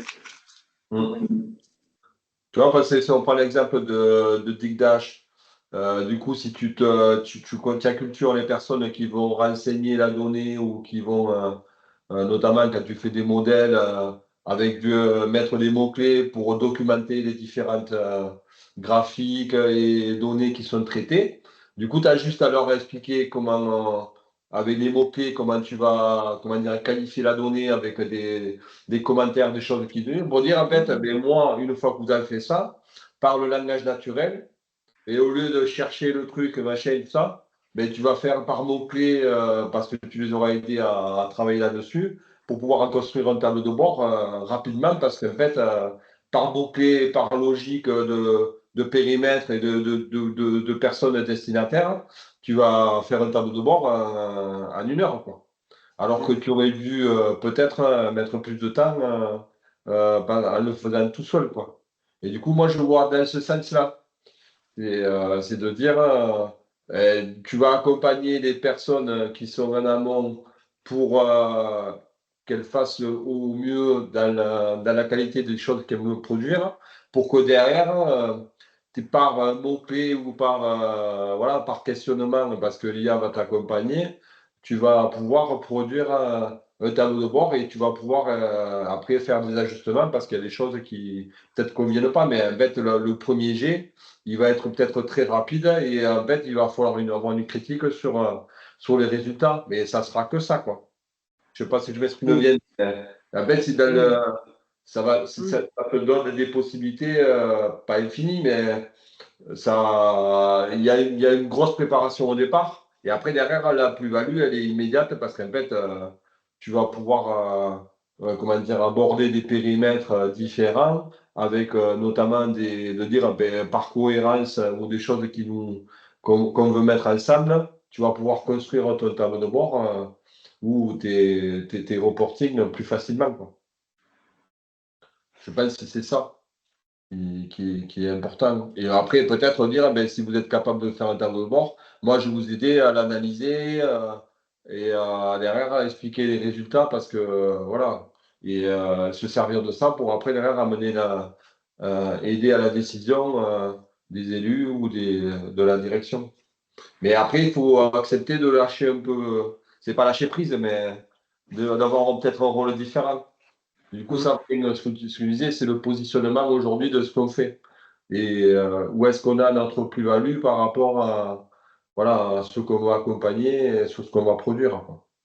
Et où on va placer l'IA. Et du coup, c'est ça le besoin, ça rejoint un peu tout ce qu'on a dit, on a dit précédemment, quoi. Mais c'est passionnant parce qu'en fait, on pourrait ne pas avoir ça et peut-être, je ne vais pas dire qu'on pourrait s'ennuyer, mais ça pourrait être redondant, quoi. dans notre façon de travailler. Et heureusement qu'on a des choses qui arrivent, des sujets où on va être obligé de se remettre en question et de changer notre façon de travailler. On est plus à l'adaptation aussi par rapport au contexte et au mouvement de l'actualité. Mais du coup, moi, je trouve que le contrôle de gestion, il y en a beaucoup qui pensent que c'est un peu chiant, mais en fait, au contraire, je trouve. On est sur des périmètres qui sont super intéressants, quoi. Où, voilà, on a des gens qui nous arrivent un peu de côté parce qu'ils veulent faire un peu la même chose. Voilà, quelques exemples, hein. Moi, ça m'est arrivé, toi aussi. C'est, voilà, qui ils voient de la magie, ils voient la vitrine, mais en fait, derrière, ils peuvent. Mais c'est aussi. Ça crée du mouvement et c'est toujours intéressant. Et sur ce point-là, c'est vivant, quoi, comme matière. Et du coup, de ce côté-là, je trouve que c'est super intéressant. Et on se pose toujours les mêmes questions, il y a des sujets qui arrivent, et en fait, on rebondit dessus, on essaye d'expliquer tout ça, un peu comme on a fait avec ce sujet-là, quoi, l'IA. C'est qu'on s'empare et on essaye d'avoir les réponses et d'essayer de comprendre comment nous, on peut accompagner. Et du coup, le rôle du contrôle de gestion, on est en train de peut-être le redéfinir au fur et à mesure de ce qu'on voit dans ce qui nous arrive, quoi. C'est ça, et je pense que non, mais c'est très bien de présenter ça comme ça, de voir Ouais. l'IA comme une opportunité, en fait, Ah de oui. dire que le contrôle de gestion, c'est passionnant parce qu'il y a des choses qui sont pas juste de la machine, quoi. Après, je rejoins Bruno sur les risques aussi, c'est qu'il faut qu'aussi on soit suivi dans cette vigilance. Il faut que ce soit porté aussi au niveau des personnes qui décident, que ça parle des gestes et qui disent, ben, bête, toi, tu te fais des tableaux de bord, machin, mais moi, il y a Jacques qui m'a envoyé un truc là, en 2 secondes, il a fait ça, quoi. Donc, en fait, il faut être aussi que les élus ou ceux qui décident, ils aient ça à l'esprit.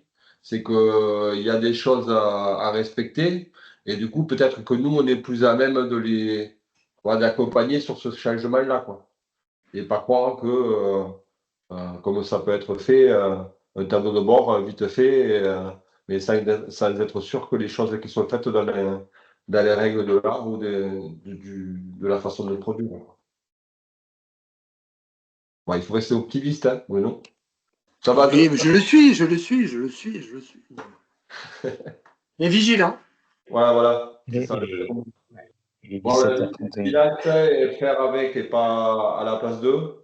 Et un peu comme disait Aziz, c'est de dire trouver un positionnement qui va nous aider à accompagner et, euh, et voilà, donc Je trouve, notre façon de travailler, quoi. je pense que bientôt on va conclure, c'est ça.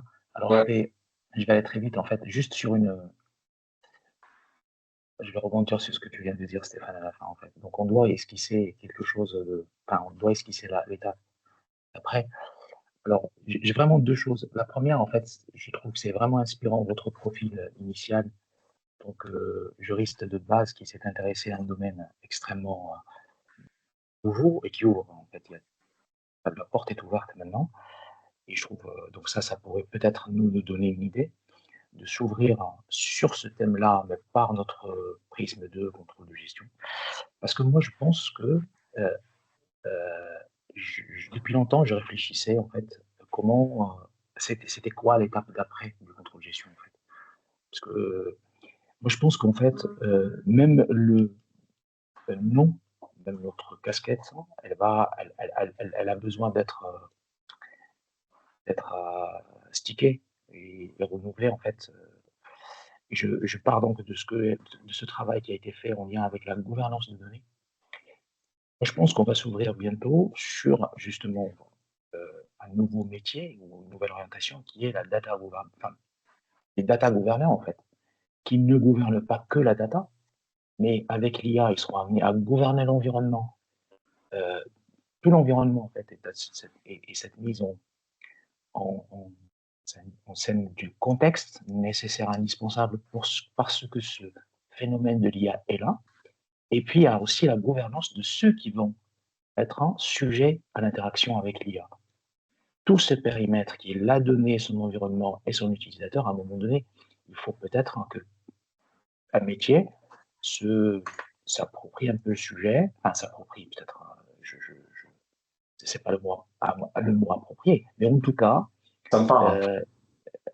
voilà, en tout cas, je pense que la réflexion pourrait être lancée dans ce sens, et en travaillant avec des profils comme le vôtre, hein, pourrait nous aider à trouver de la consistance si on voulait vraiment esquisser, pourquoi pas, des propositions nouvelles dans le cadre de la FIGES, en fait. Comment on pourrait donner de l'élan à notre métier en s'appuyant sur l'expérience de la gouvernance de données et en introduisant cette notion de l'IA qui va être de toute façon imposée. Bon, parfait. Bon, du coup, on conclut. En tout cas, moi, j'ai beaucoup apprécié. Ça fait 2 fois. Hein. C'est fait remake de la présentation, mais du coup, c'est toujours intéressant. Voilà, ça nous amène des éléments déjà pour mieux comprendre et avoir l'esprit critique. Du coup, c'est ce qui était, ce qu'il faut regarder à l'esprit, je pense. Et de démystifier un peu ce qu'est l'IA. Du coup, on en avait un peu discuté quand il était venu à Narbonne et tout. Et voilà, et de dire en fait, on va s'en servir pour la plus-value et en fait, on va pas se laisser faire. Voilà, il faut pas que ça nous échappe, quoi. Donc, moi, je remercie Sabrina de son intervention et en fait, moi, je suis assez optimiste sur ce que nous on fait parce que rien que le fait qu'on se saisisse et que on voit l'engouement, notamment sur le précédent webinaire que ça amène, hein, c'est qu'on est la partie contrôle de gestion quand même, elle amène des sujets. On voit qu'on s'est emparé de quelque chose voilà, qui est intéressant et qui est comment dire, qui va avoir une plus-value pour tout le monde. Donc du coup, ça nous remet un peu au centre et on voit qu'on s'est emparé des différents sujets pour évoluer dans notre façon de travailler et faire évoluer notre métier dans le bon sens, quoi. Et surtout dans l'intérêt de la collectivité, quoi, dans laquelle on est, quoi. Donc voilà. Après, c'est juste ça que je voulais dire au-delà du remerciement à Sabrina, parce qu'il y a quelqu'un qui a envie de rajouter quelque chose, mais voilà. Et merci beaucoup. Du coup, Merci à vous. du coup, on pourra le partager. Je pense que ça va. Merci, Sabrina. Voilà. Merci beaucoup. Merci beaucoup. Voilà. Merci à vous. On continuera nos travaux dans ce sens.